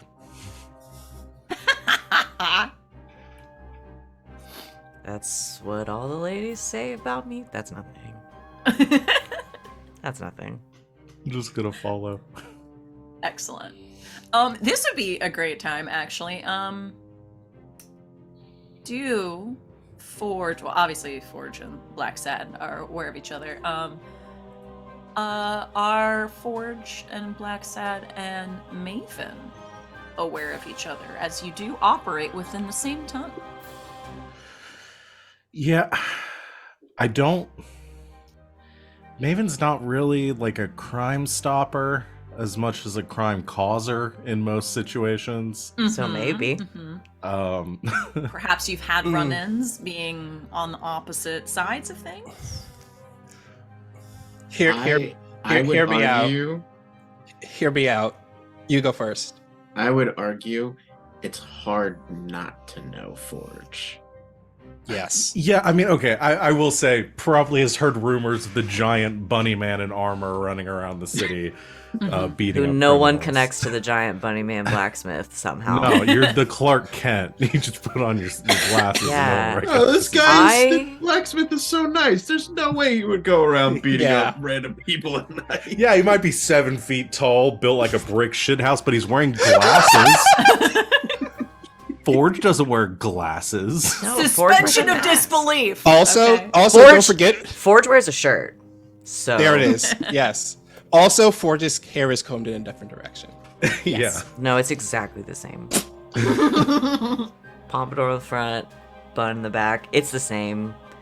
You can't be swinging around a mace with a bunch of hair in your way. That's a good way to get tangled up. I don't So- think Forge knows Maven. No, well, I mean, like, most of Maven's stuff is very subtle. I don't think Maven's the type that's gotten in many street fights thus far. Hear me out. Maven and Black Sad have that like kind of antagonistic, like friendly antagonistic kind of like in a way where Black Sad has encountered Maven in like small heists, but they always get away kind of thing. Okay. Okay. Like they don't like he doesn't view them as like a as like an enemy that I gotta put you down kind of thing, but more of a just like their A point of interest. Yeah, that kind of thing. Yeah. I don't know. Imagine you. it's a lot of, like, getting reports I of, don't like, know you.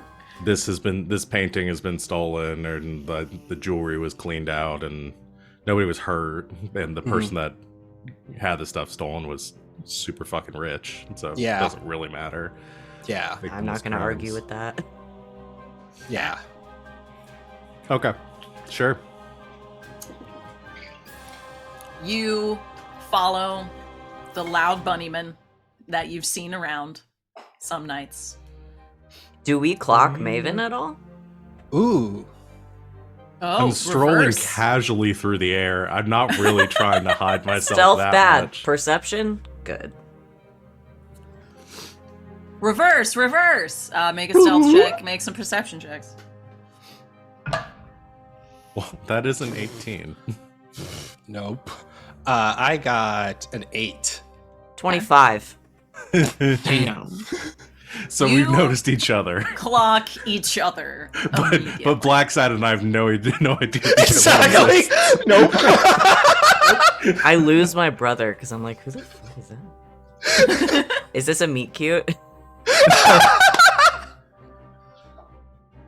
Do you want it to be? I think there's just this one, like, mid-spring, sort of springs off the building, clocks movement.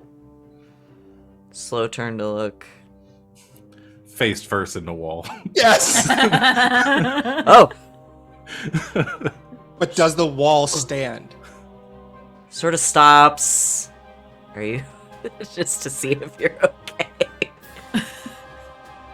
Oh no, I was meaning you. Oh, faced me? first in the Yeah, wall. like Oh, I can see where I'm going. I thought you meant you. No, I was meaning you. Oh, no. Yeah, I think If the two- anything clocks that there's a wall, kicks off of it, and Okay, I think knowing that they've been seen at this point, making eye contact with Forge will walk down the sky. Does it become stairs? Yeah. Yes. What are you, David Bowie? Like, Yes. I'm loving it.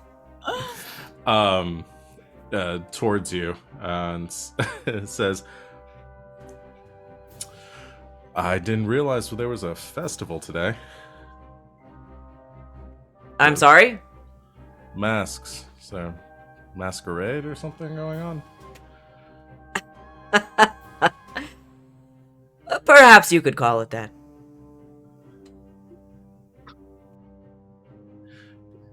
You're the bunny everyone's been talking about, aren't you?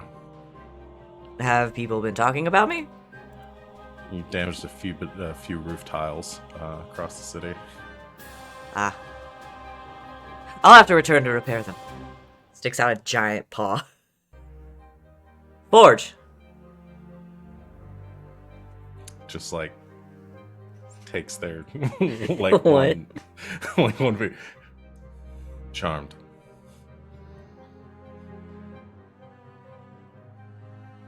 Oh, you want my? Are we doing introductions? Is that how this thing works? I'm not really sure. Generally, yes. All right, Maven. A pleasure.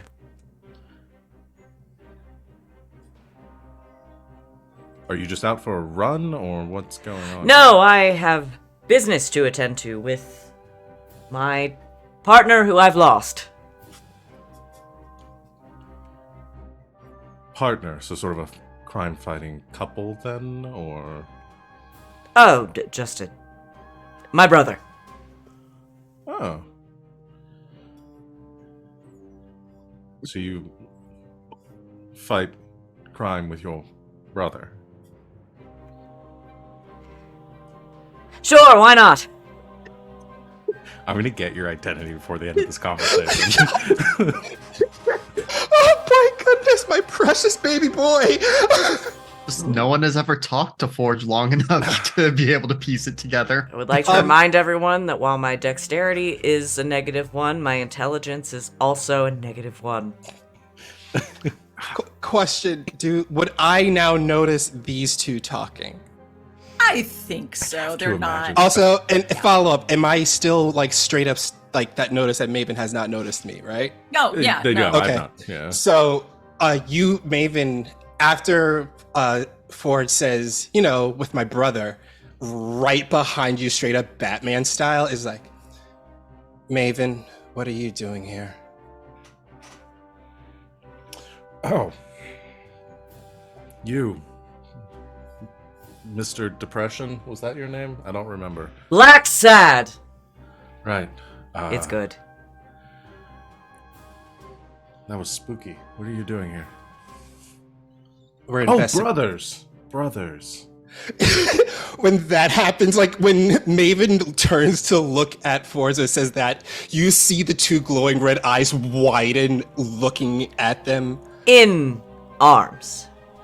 Brothers in arms. Brothers in arms. Uh-huh.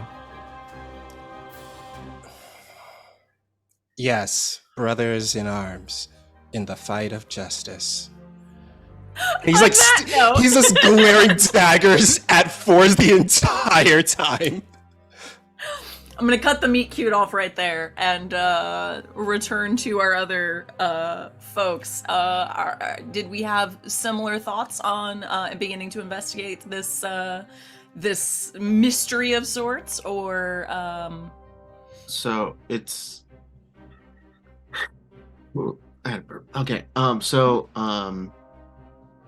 It disappeared on like rounding a corner along the cliffside. Right? Correct. However, in the Golden Griffin's case, you may have some additional information here. Oh, please tell me. As your buddy Chestnut was somehow involved in these shenanigans and is keeping you a little in the dark. Plausible deniability and all that. Mhm. So you would at least be aware that the shipment has made its way to a different area of the warehouse district.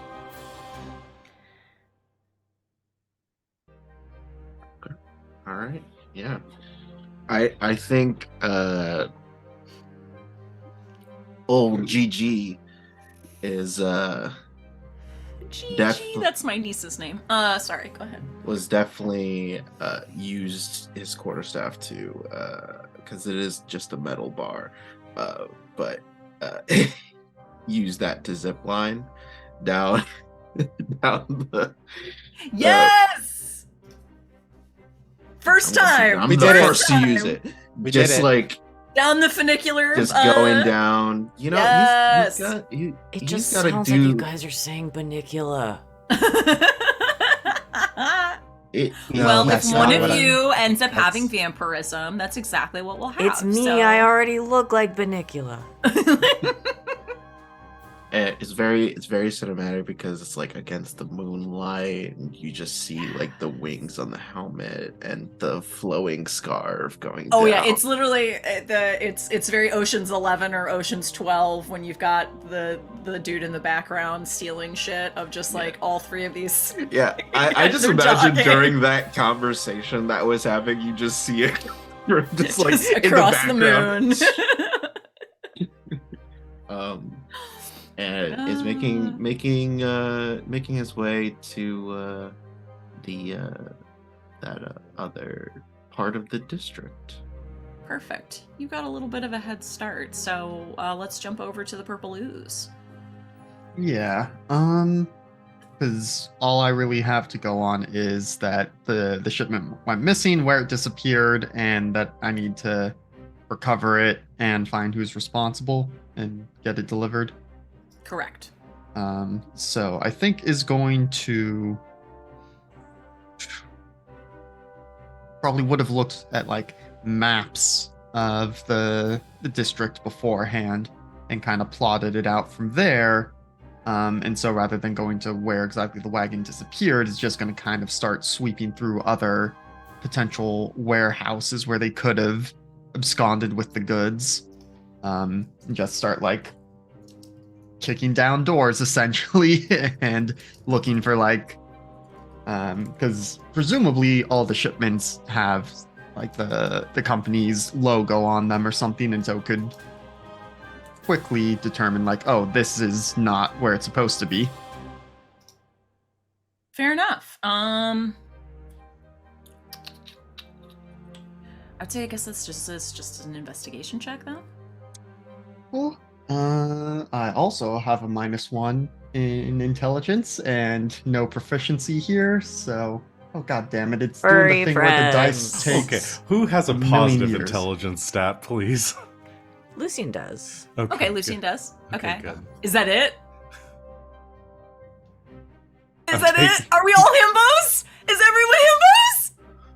Yes! Oh boy.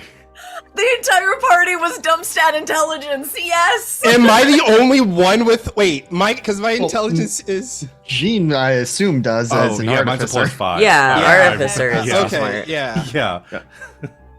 I'm gonna figure out everyone's identity. But the boy, Yes, this you is are. just gonna turn into Jean and the boys. No, you Uh, can't because I have full plate mask. You can't see my face. Jean and Gold Gryffin and the boy. I, Which rolls off the tongue just about as well as Yeah, Josie it and the does. Pussycats. yeah. All right. See what we so- got, Purple Ooze. Yeah, so with a -1, that's still 15. And again, are you literally just kicking down doors like you?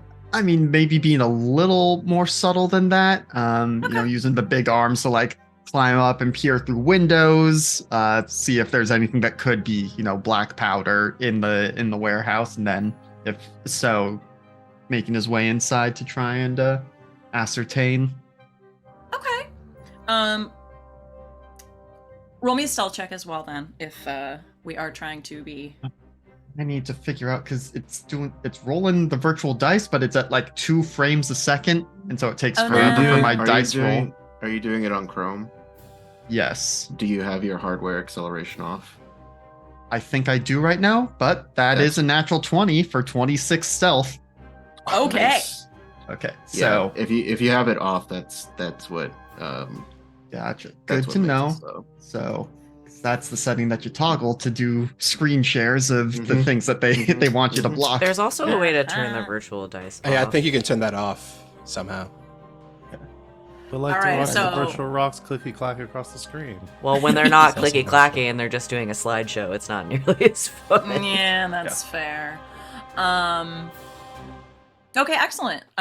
So whisper quiet. Like your namesake. I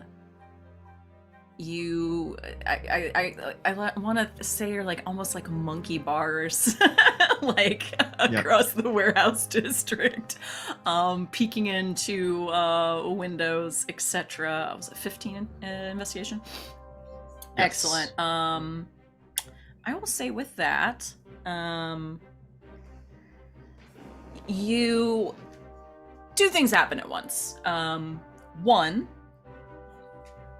you see inside this warehouse, you see several boxes of goods. However, one is slightly opened, and inside of it is a loot drop, which I will go ahead.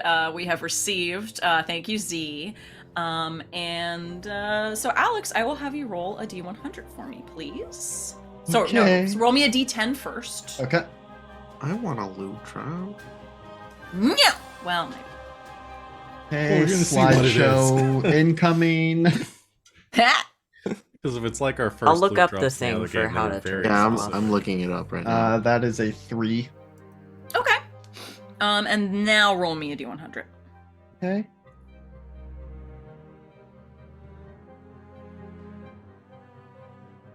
Just thrilling over here as I watch these wooden dice tumble Ha! slowly. 48. 48. Ooh. All right. Within this. What was it again? I just lost it. There it is. Within this crate, you see some wood shavings, various other bits like that. However, you also see a bottle. It seems to contain a transparent liquid. Within that transparent liquid, floating inside is a large crescent-shaped sliver of some kind. This is the first time I've ever been on the receiving end of my own chaos. But you could quite easily reach into one of these higher sort of ventilating windows. Very easily reach in and pluck it out of its crate if you so chose. Yeah. Neither Blythe nor Alex knows what this is, but is gonna grab it and pocket it for later. Perfect. Now the question is, do I get it identified, or is he just gonna pop it at some point before then? You know what? You're all a bunch of rich bitches, very well educated. I don't care. If it actually becomes story relevant, I'll make you all identify shit. I don't fucking care. No, it is a potion of stone giant strength. Ooh.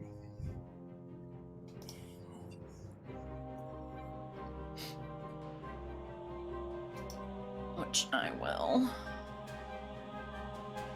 That's that good shit. Mm-hmm. Ooh, that one gives strength to 23. Yes, 23 for 1 hour. Right. I put how to disable the dice rolling in the void in Yeah, the Zoom chat. Oh, thanks. I've looked there before and couldn't find it, but I will try. Or like, okay, we'll see While we're if figuring it that works. out, I did say simultaneously something else happens. Golden Gryphon, if you could also roll me a stealth check. A stealth check. I can do that indeed. But now I think I need to get real dice. Damn it! It was it was gonna land on nat 20, and then the dice roller was just like, "You trying to turn me off?" What you See, got? fucking No, heard I got us. a 9. I got a 9. 9. Stealth. Yeah, I would say that I believe that even just beats Blythe's passive perception. I don't think you need to roll. Blythe, you see out of the corner of your eye the shadow of something going over the moon as it zip lines down the funicular. Well, I mean, that's Wire. not. I'm very golden. I even see a little shine. Yeah. Yep. Yeah, this was a question that I had, but still Mhm. applicable now. Given the whole situation, would Blythe have received like dossiers on the various known actors in Foxhay? And if so, like, has Maven escaped enough notice, or like who among this group is known to the organization, and would they have informed Blythe? Interesting. Yeah, I figure forges. I'm just gonna Forges. go ahead and raise my hand on that one. I would say roll me an investigation, and we'll say, regardless, yes, you know a forge. That's a DC 5. It's a negative stealth modifier with disadvantage. There's no way people I haven't fe- seen this motherfucker. Yeah. I feel Um, like, if I may, I feel like as Golden Griffin and Forge are both bounty hunters, I feel like whatever organization would have some information, since Okay. not that we're like registered, but there's definitely some times that as bounty hunters we would have Butt crossed up paths. against. Yeah, Yeah. there's probably Organization. some amount of That's fair. knowledge there, just based on the work that they do. Yeah. Okay. and- I guess I yeah. will ask then, Black Sad, do you want to in some way have stayed off of anyone's radar, or are you open to having some sort of information? Basically, do you want me to include you in the role that Alex is about to make, or no? I would say yeah, because Okay. especially with like, I'll probably come up later on in the story, but yeah, definitely. Okay. Let's say again, so you are aware of the bounty hunters. But why don't you roll for me? We'll say this is a DC 17. Well, to I see rolled a whether- 12 for an 11, so I don't believe that Black Sad or Maven are on the agency's radar. At Okay. least not enough to give you any sort of useful information on them. sure. Ah. But I do know Golden Griffin, and so we'll kind of. That distinctive golden ping as their form goes in front of the moon. Yeah. As he I see shimmers in the probably starlight. guess. When they say the moon hits your eye, it's actually Gold Griffin. When the moon hits your eye like. All right. Alright. That's a griffin. Yes. So yes, you grab yourself a potion and you spot Golden Gryphon making their way to your general vicinity. Yeah. I think Blythe is going to find a perch and just kind of watch for a little bit. I mean, so what is Golden Griffin's reputation? Like, would Blythe know, like, oh yeah, this is a guy who is generally working for the side of justice? Then you also have the thing of, like, Chestnut was saying, maybe a different buyer. So trying to figure out if Blythe would, like, go to GG to be like, hey, we're probably working on the same thing, or it's like we're potentially at cross paths. I I would say like GG is very just middle. It's just basically if you give him a reason of someone offering something that Gold Griffin would want, or he would go in that way. It's like, like, yes, done feats of justice, of course, If the job was if your quarry was to track down a criminal, Yeah. basically. If So it whatever the was- quarry may be. Mm-hmm. And sometimes may out of his way just be like, this guy's being a jerk, beat him up. Or, this hero's being a jerk, beat him up. Okay, so then I think Blythe will make his way and try and track down and come face to face with Golden Griffin. How would you like to approach him? Is this also a meet cute? Yes. Set up your meet cute. Well, I guess how does Golden Griffin disembark from the zip lining? I think obviously just does a couple of somersaults in the air, obviously and just lands on top of a warehouse roof, and it's just kind of looking around, making sure this is the area that Chestnut has described to him. Yes, it seems like you've dropped off right in front of one of these larger warehouses. We'll say he gave you some sort of descriptive thing of, the one with the weird pointed roof. Yeah, you're pretty sure. And so shortly after you land, you hear the slight clinkings of the roof tiles. I think that's maybe your only warning if I'm still going off my natural 20 stealth earlier, before there's just a shadow and this big figure with, again, these enormous arms swings up and then lands on the roof, across from you. So there's some distance, is not quite right up in your face just yet. But you must be the Golden Griffin. Heard a lot about you. Man, my reputation precedes me. And you are supposed to be a slime monster thing? So Blythe has not invoked the astral self yet, so now it's just basically a purple version of the Daredevil Season 1 outfit. And you're supposed to be purple? I'm new in town. Working name is Purple Ooze. You'll see why later.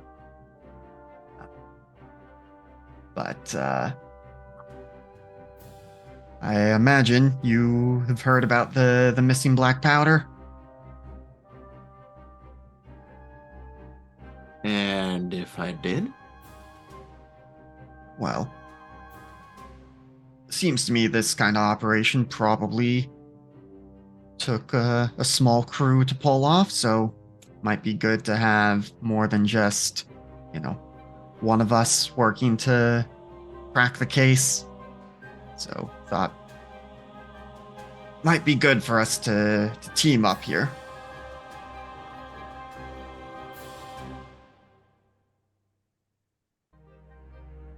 You said you're new in town, right? Well, at this part of the nightlife.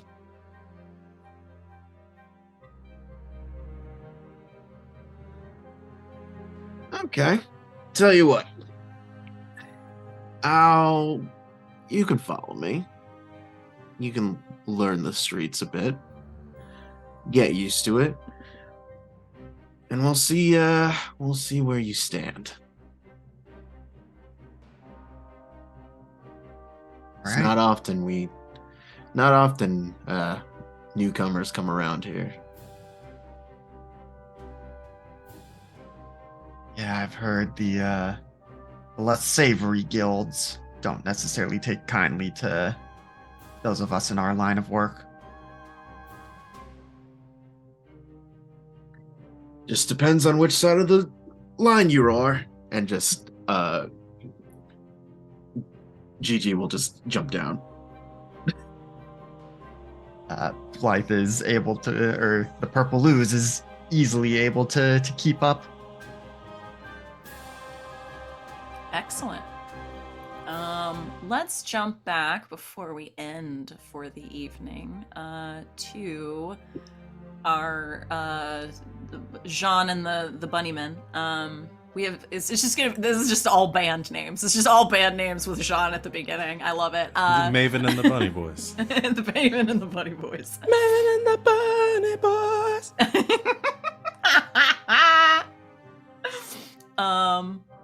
Yeah.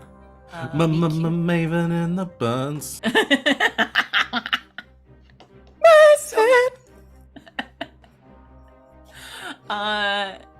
You are all at the cliffside road where the package seems to have disappeared. I would like to head on over to the edge looking down at the location. And the first thing I want to do is you see his eyes glow underneath the cowl and little wisps of red energy flow out from the corners of the eyes into the air as I use my, where is it?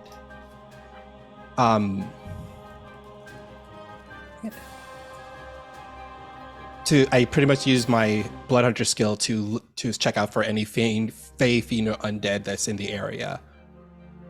Oh, okay. And I get advantage on investigation or perception checks on that. Or just investigation. I won't make you roll. You do not detect anything in those categories within that area, no. Okay. I don't detect anything supernatural going on here. I'm gonna put this out there because I didn't do my homework and I only took this item half an hour into the stream. But excellent. I only say this because Lucien / backslad is what I was gonna say. Backslad. What you do when the girl at the bar really doesn't look like she wants to talk to you. You do a backslad. Forge has a lantern that essentially is good at dragging fiends. That's all I was gonna say. So I think they probably know that and have an agreement that's okay, if you sense any fiends specifically, let's try to nail that shit down. Cool. Nothing of that sort within the area. Go ahead. I was gonna say while the Bunny Boys are doing their thing, looking real hard for fiends. Well, I'm gonna look for other stuff too. Maven's keeping a close eye on them, but also kind of scouring over the area and reaches into their satchel, pulling out where there's a small collection of paintbrushes. Also withdraws a wand from it. And just because I doubt I'll get many chances to use this today, I'm going to use one of the charges on my Wand of Secrets to see if there might be anything within 30 feet that sets that off. But it is, if I expend a charge, I can sense if there's a secret door or trap within 30 feet here, just to see if there might be anything. Interesting. Okay. That is extremely relevant for what has just happened here. So hey, good on you. The only time I snap it over my knee and toss it behind me. I've never used this shit again. I've never used this item before, and it was actually useful. Well done. You wait till we're doing a heist later on in the season. That's the whole reason I have it. I picked it as one of my items. I was looking for secret Sean would doors and definitely traps. have Might that. be, yeah, Oh, it yeah, sounds totally. super helpful. Amazing. Jean, you pull out your wand. What does this look like as it's used? Yeah, so I think actually just kind of holds out the instead of holding it like normally, kind of just lets it rest in the palm of their hand, and it begins to sort of like spin because it does it pulses and points to the direction of the where the secret, where the trap or the secret door might be. So I think it just kind of spins around in a circle, and then once it's found something, it sort of locks on to that location like a compass. Amazing. Just hovering a little bit over their palm. So within the 30 feet, excellent. Just sort of on this roadside here, not being used in the middle of the night, quite obviously.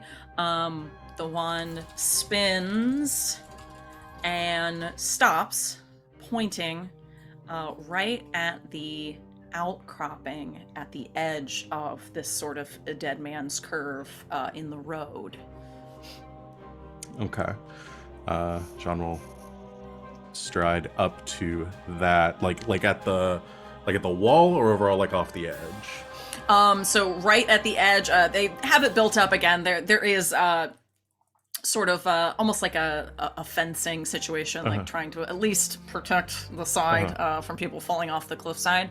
But right there, so the way, like, because people might skid sometimes in this curve, it seems as if a little bit of the road has, like, you know, sort of piled up with mud and grit over time, and it's sort of pointing right there at sort of this raised up pile of dirt and grit.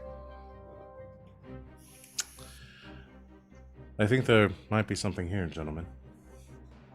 Looks over and looks down. Hops down. And then kind of like leans and kind of peers to try to like push a hand out towards it. Sure. Sort of with the guidance of the wand pointing in the right direction, you push against this side grit, and with enough sort of torque, as you push, the side of the road seems to push outward toward the cliffside. And you continue to push and push, and it literally opens up almost at a full 90 degrees and leads to a very large tunnel into the earth. Interesting. Well done, Maven. A keen eye. Indeed. Well done. Just need the right tools for the job. Don't I know it? Shall we continue on? Yes. Let's continue onward. Kind of glances at Maven, seeing if they are going to follow them or not, like in a team up sort of way, but will not bring it up. Just, I think, notice the eye contact, just gestures like after you to the side, because it's definitely going to wait to see if they get blown up or something on the way down before I go down. But Right. I'll go first. please. Go right ahead. You hop into the hole. You almost get the little, slide action as you jump within the hole, and it sort of slides you down at the angle a good 15-20 feet. But then sort of you end up what looks like a more recently excavated tunneling system. Looks fairly well done too. There seem to be some magical torches up against the wall as you get up off your slide and look around. I'm gonna do like a quick scan. Tripwires, glyphs, anything weird that might explode. Yeah, no, I won't make you roll. No, you don't seem to see anything of that nature. Just seems to be almost like a tunnel for a mining shaft of some kind. But to your knowledge, there hasn't been any mining in the area in quite some time. Looks like a mine shaft of some kind. No traps that I can see, so come on down. Just started storming. I have to close my window. Interesting. I wasn't aware of this tunnel here. Then he'll hop down, kind of like going down the tunnel. And as like he's going down, he's like trying to see if like there are any signs of like a carriage or something that got pulled down this tunnel. Again, won't make you roll for this. The sort of slide here, again, very large hole here toward the tunnel. It seems to definitely be wide enough for a carriage. And yeah, I'll even give you there do seem to be some fresh scrapes against the stone and the dirt. And touches down at the bottom and looks around, like goes, I saw some signs of carriages coming through here. Perhaps whoever is running this is using this tunnel to swipe the carriages off the road. That means there's a high possibility that there is black powder down here. We will need to be careful. Indeed. And do either of you have any idea why the black powder is being stolen? Could be any number of reasons. Indeed, black powder has many, many uses. Money, resources, both. It's a very valuable substance in several lines of work. When I was when I read that letter earlier, was that more like, because you said it was like kind of like encoded language sort of, but was I getting the impression that this was something that the person I was stealing from was like part of the planning of, or just that they were discussing it with business contacts in sort of a coded way? More of the latter. I would say the coded language being in your line of work, less about a whatever business that this lady who you just stole this very priceless piece of artwork from is in. It's probably not above board, or at the very least, whoever she got the information from, their line of work is not necessarily above board. Gotcha. Well, I'm excited to see what this all turns out. Let's see who we're dealing with. And away we go. I'm gonna try to follow any tracks, any carriage. I don't know. Anything Is it just like a singular tunnel, anything or that is it might- like branching Yeah. off? So if you continue to sort of walk toward, there is only one way to go as you sort of come out of this slide. It looks like there's a little bit of a shorter sort of dug area off to your left that sort of truncates and ends. An area just for Dougs. Yep, just for ducks. Dude. No. And to the right, sorry, I had to. You see the Pod passage World. continues further down. Okay, so not necessarily something we need to like worry about like tracking and stuff. More of a kind of a Doesn't singular look path. like it at the moment. Okay, Yeah. Gotcha. Yeah. As you. Oh, sorry. Go ahead. I was just saying, following with a healthy distance between me and Forge, who I'm assuming is in front. Yep, I'm in front. Mhm. Just a walk-in. Meat This shield passage- ahead. I'm looking, Shield in keeping, front of us. keeping an eye out. I have high perception, so hey. Walking down this tunnel. This tunnel again. It does look newer, fresher. Doesn't look like it's necessarily been here for decades or anything like that. However, this passage, as it continues, begins to turn into a very much some old mining tunnels. So it looks like this passage was dug down conveniently and then connected to some pre-existing mining tunnels.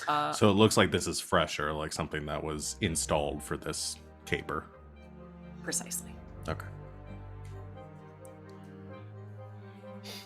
And yeah, you would continue down the mining tunnel. Again, for brevity's sake here, I won't make anyone roll to look around. We'll say it's actually, there are some other tunnels, older tunnels for the mining operation here and there. It does sort of, switch back and around, but only one particular path seems to be lit. So, following that lit path, eventually you start to feel the incline of the tunnel slightly moving upward until you reach a hatch.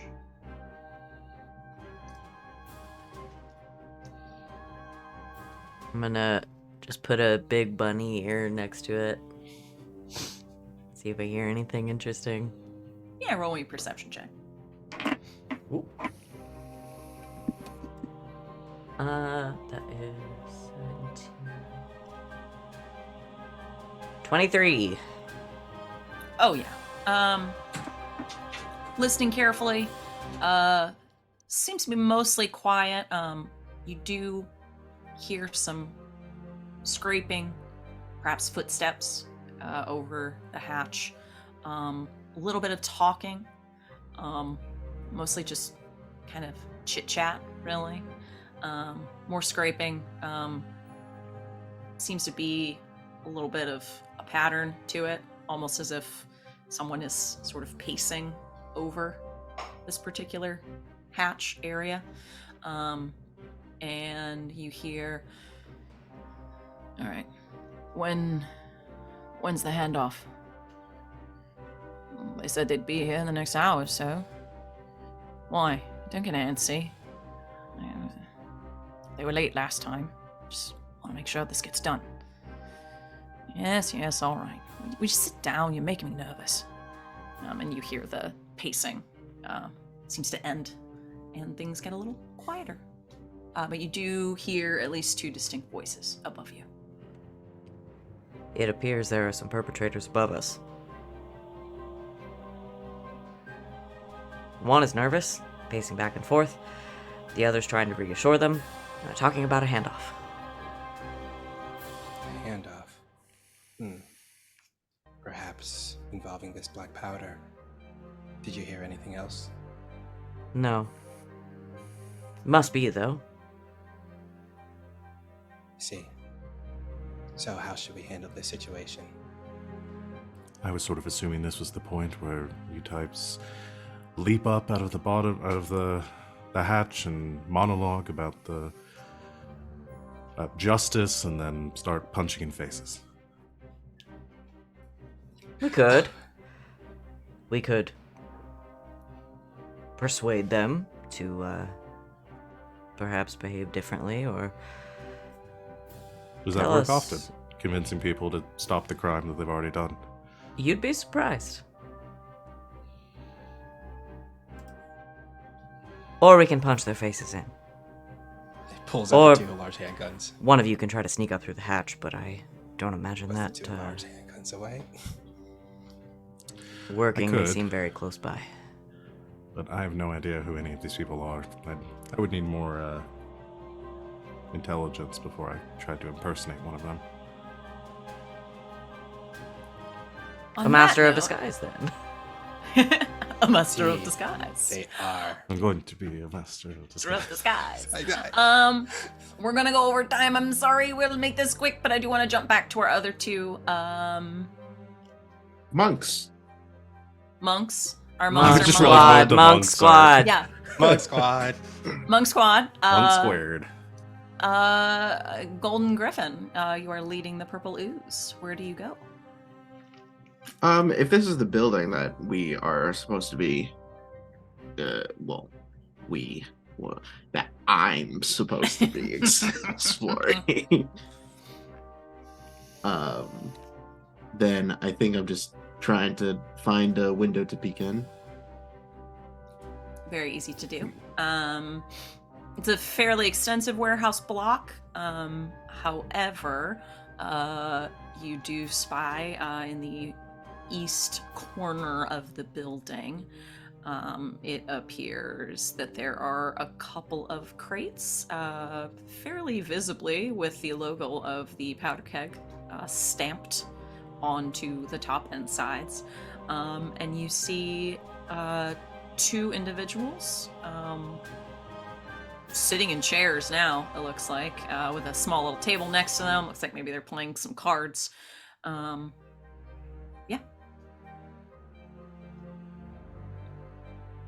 Okay.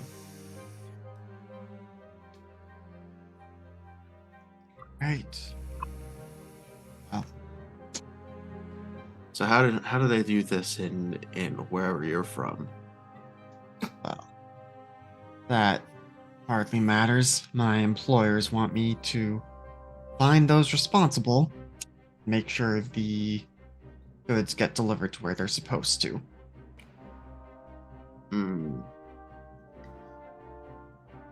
Oh, okay, yeah, totally, yeah. That seems like the right way to do this. Cool. Did I insight check? GG. Make an insight check. GG, make a charisma roll, and you can keep to yourself whether that's a deception or a persuasion. You only have to beat a 9. Ooh. I mean, they're both the same. Let's just make it 12. 12. Yep. So, Seems on the up and up. Yep. I can try and sneak my way through in there, get the drop on him. It's only 2 guys. And Golden Gryffin is just gonna be like,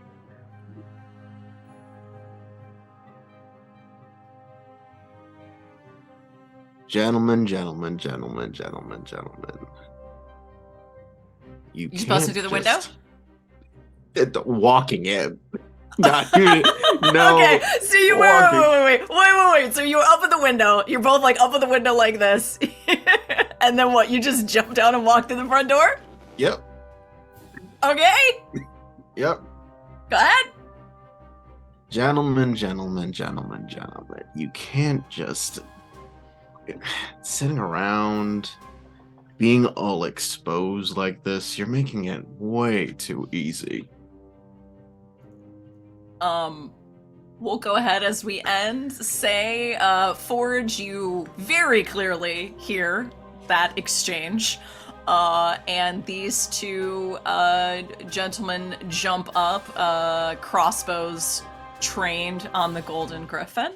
Oh. Did he say anything about justice?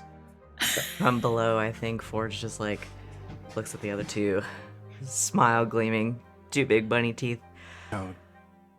We may have just stumbled upon an opportunity. I suppose then we should take it. Are you going to do your usual crash thing? No, I think I'll let them do it for me. Okay. If I Make say sure- we're running over time, so I will say because I love this moment. It's very cinematic and perfect. Oh yeah, you got one more. Give me a stinger. What's the stinger? All right, boys. Make sure if you're pointing that thing, you're aiming to kill me. Hell yes. On that note, we will end our stream for this evening. Yes. I wish it would carry over because I just rolled a natural 20 to try and stealth in while GG has them distracted. I'm hoping that maybe my wonderful stealthy friends will also be able to. Thank you all so much for hanging out with us tonight for our premiere. We're jumping on in here, friends. Very excited to get this ball rolling. We're over time, so we are going to speed round this. Please remind us again who you are, and give us a star and a wish. We'll start with. Let's just go down the line. Do I have to go first? Yeah, sorry, man. Yep, always you end up didn't having put to go me first this time. Shit, so- I was trying to add stuff to the doc. You can switch the overlay for next time. It'll be great. Just don't even say anything. Who's actually looking at it except for me? Me? Let me just type this. Excellent. Okay, hi, I'm Van. I'm Savvy Seaworth on the internet. My star goes to AJ / the Gold Gryffin for immediately taking the zipline opportunity. I'm gonna switch us back to daytime so you can see that art because we haven't seen it in a bit. Yeah, the Gold Gryffin just fully being like, yes, this is what I am, this is what I do. I'm shiny and I have wings on my helmet. Of course I'm gonna fucking zipline down the thing. It's just badass. It's just immediately badass. And it was great. And I loved it. And so you get my star. My wish is... My cheat wish, just because this is our first session, and my lazy wish is gonna be I really want everybody to get the opportunity, this is selfish, but I really want everybody to get the opportunity to interact with Zeke and not Forge. Because they're pretty different people. My not lazy wish is I want to have the opportunity to be getting up to some shenanigans on the dock and to just Hitman be able to just pick up a trout and knock someone out with it. Incredible. I want to do a fish hit. Man shenanigans / fish hit. I'm also going to take my time here because we didn't say it at the beginning of the stream because I'm a fucking nightmare. All of the art that you've seen of all of these characters yes. and Sid, Val did. Val did all the art! Val did them. So, like, I know it took, like, half the session for me to get Sid's art up, but surprise. Whatever, it's all good. I'm fucking busy and I work full time and also stream a lot. So, but it's all here. Val did it and praise them because it's fucking good. So, yay, Val! Val did double art, y'all. Double art all the way across the sky. Yes. 2 portraits for everyone within like 3 days. Incredible. Incredible. And they're beautiful. Look at this. They're so gorgeous. Look at this bunny. I love look at it. This guy. Love it. Anyway, that's my third I already wish. can't wait to draw everybody again. Hey, anytime, baby. I'll put them on the overlay. We'll just have double art. We'll have art over here. We'll have art over here. We'll have art in the corners. Just cover us with art. I'm going to do one of this encounter with all of us dropping it and bursting out. I'll make an entire screen just for that piece of art. Anyway, Val did it. And I'm saying it. Yeah, Val. Thank you. Van, my star for you this evening was, of course, the surprise All Might voice. Thank you for dropping that on us. It was amazing and the best character choice ever, I think. I thought that reveal was going to be very different because I assumed we would, like, meet Ezekiel first. But honestly, I think this might be better. So. Makes me so happy. Yeah. So thank you for that. Thank you. Anything else for you, Van? Art! That's all I got. No, that's what I use my time on. I'm good. Thank you. Val, you're up. Oh, well, my star is going... you stole my star for the All My voice. So I'll pivot. My star is going to go to Wally for the budding like rivalry between Black Saad and Maven. I'm actually delighted that they probably have. So I want to flesh out some more of this like cat and mouse thing that might have been going on between the two of them for a while. So I think that'll be really fun to explore. My wish, oh god, I have so many wishes. I mean, you already granted my wish to do a heist. I just knocked that out at the beginning. Never have to do that again. Never again. Now I'm stealing all sorts of shit. My wish is I really kind of piggybacking off of what Van said, going to see everybody in their alter egos and getting a chance to see how everyone is during the day. Novel chapter. I'm sure it'll be very fun to see how everyone is when they don't have their masks on, because I'm sure everyone's going to be much different. So, and I can't wait to get back to rumors. Yes. I've missed rumors so much. Well, you're the best at rumors. You are. Put another really turbo teen in this game. No! Do you all know how hard it was to literally fit Turbo Teen into the lore of a game? Yeah, but you did it, and you're fantastic. The problem is, I'm not the best at rumors. I'm just the most unhinged at rumors. Because everyone else is grounded in reality, and I'm in here like, Turbo Teen! Fast and Now, hold Furious. on. Back it up.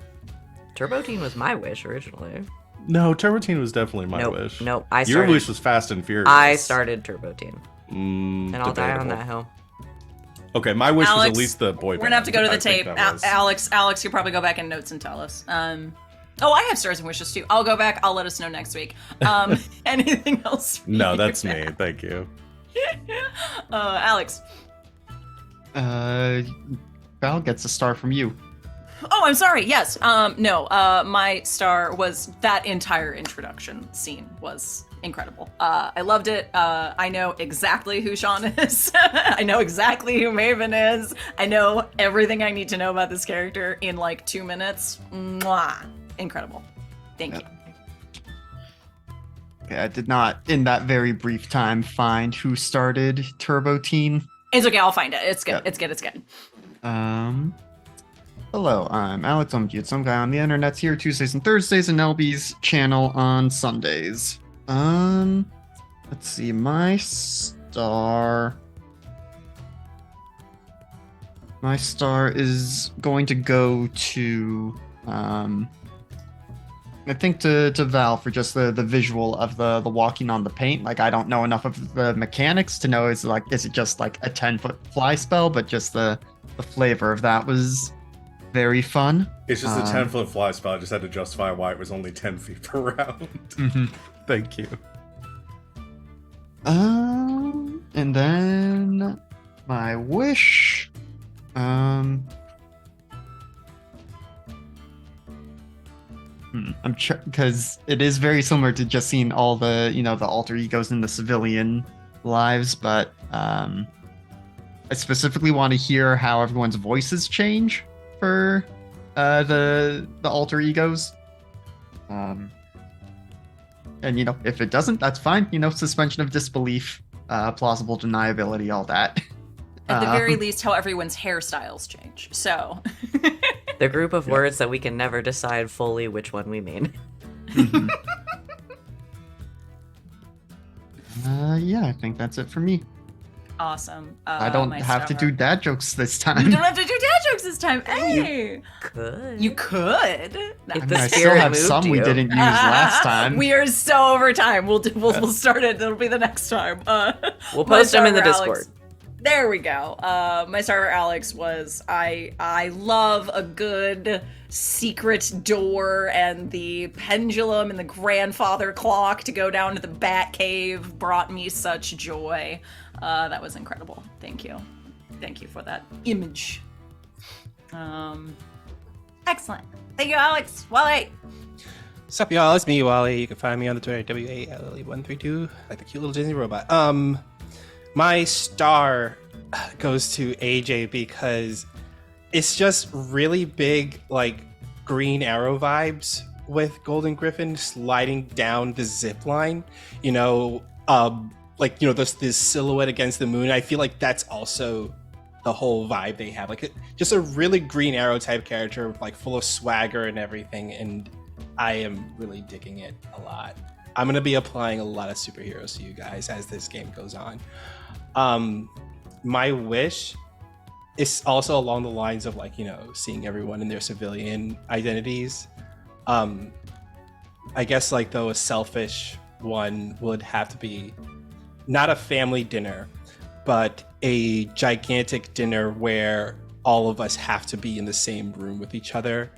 And we're kind of looking across the table. I feel like Maven would 100% doing the whole thing of okay, which one of you is which kind of situation. So I'm kind of looking forward to that. A dinner moment. for the masked vigilantes? No, you're for all their civilian identities. Oh, okay. It would Like be a like dinner that where was they all end up there. Y'all don't Yeah. know who each other are. Okay. Yeah, exactly. And we're in some kind of situation where we have no idea who each other are, but it's the inklings are starting to kick in, so we're kind of just watching them from across the room kind of stuff. Love it. Yay! My star for Wally this evening is going to have to be the full-on Val Kilmer breakdown of all of the elements of their uniform. That made me very happy. And then, of course, the of the tail was chef's kiss. Anything else for you, Wally? Nope, that's it. Thank you, Wally. AJ! Hi.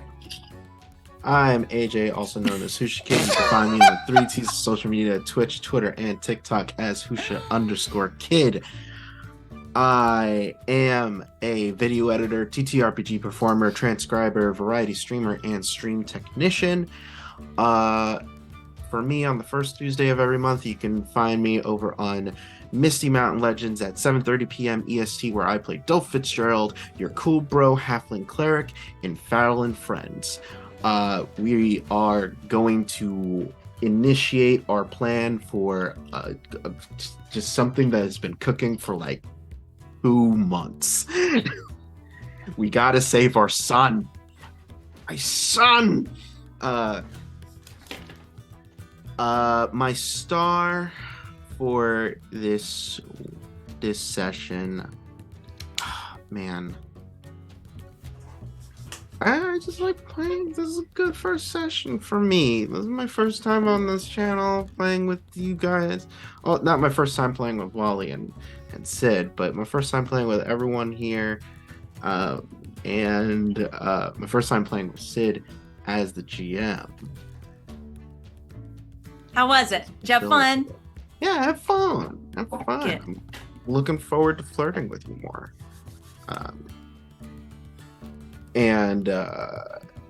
Yeah, my wish, shoot me. Do it.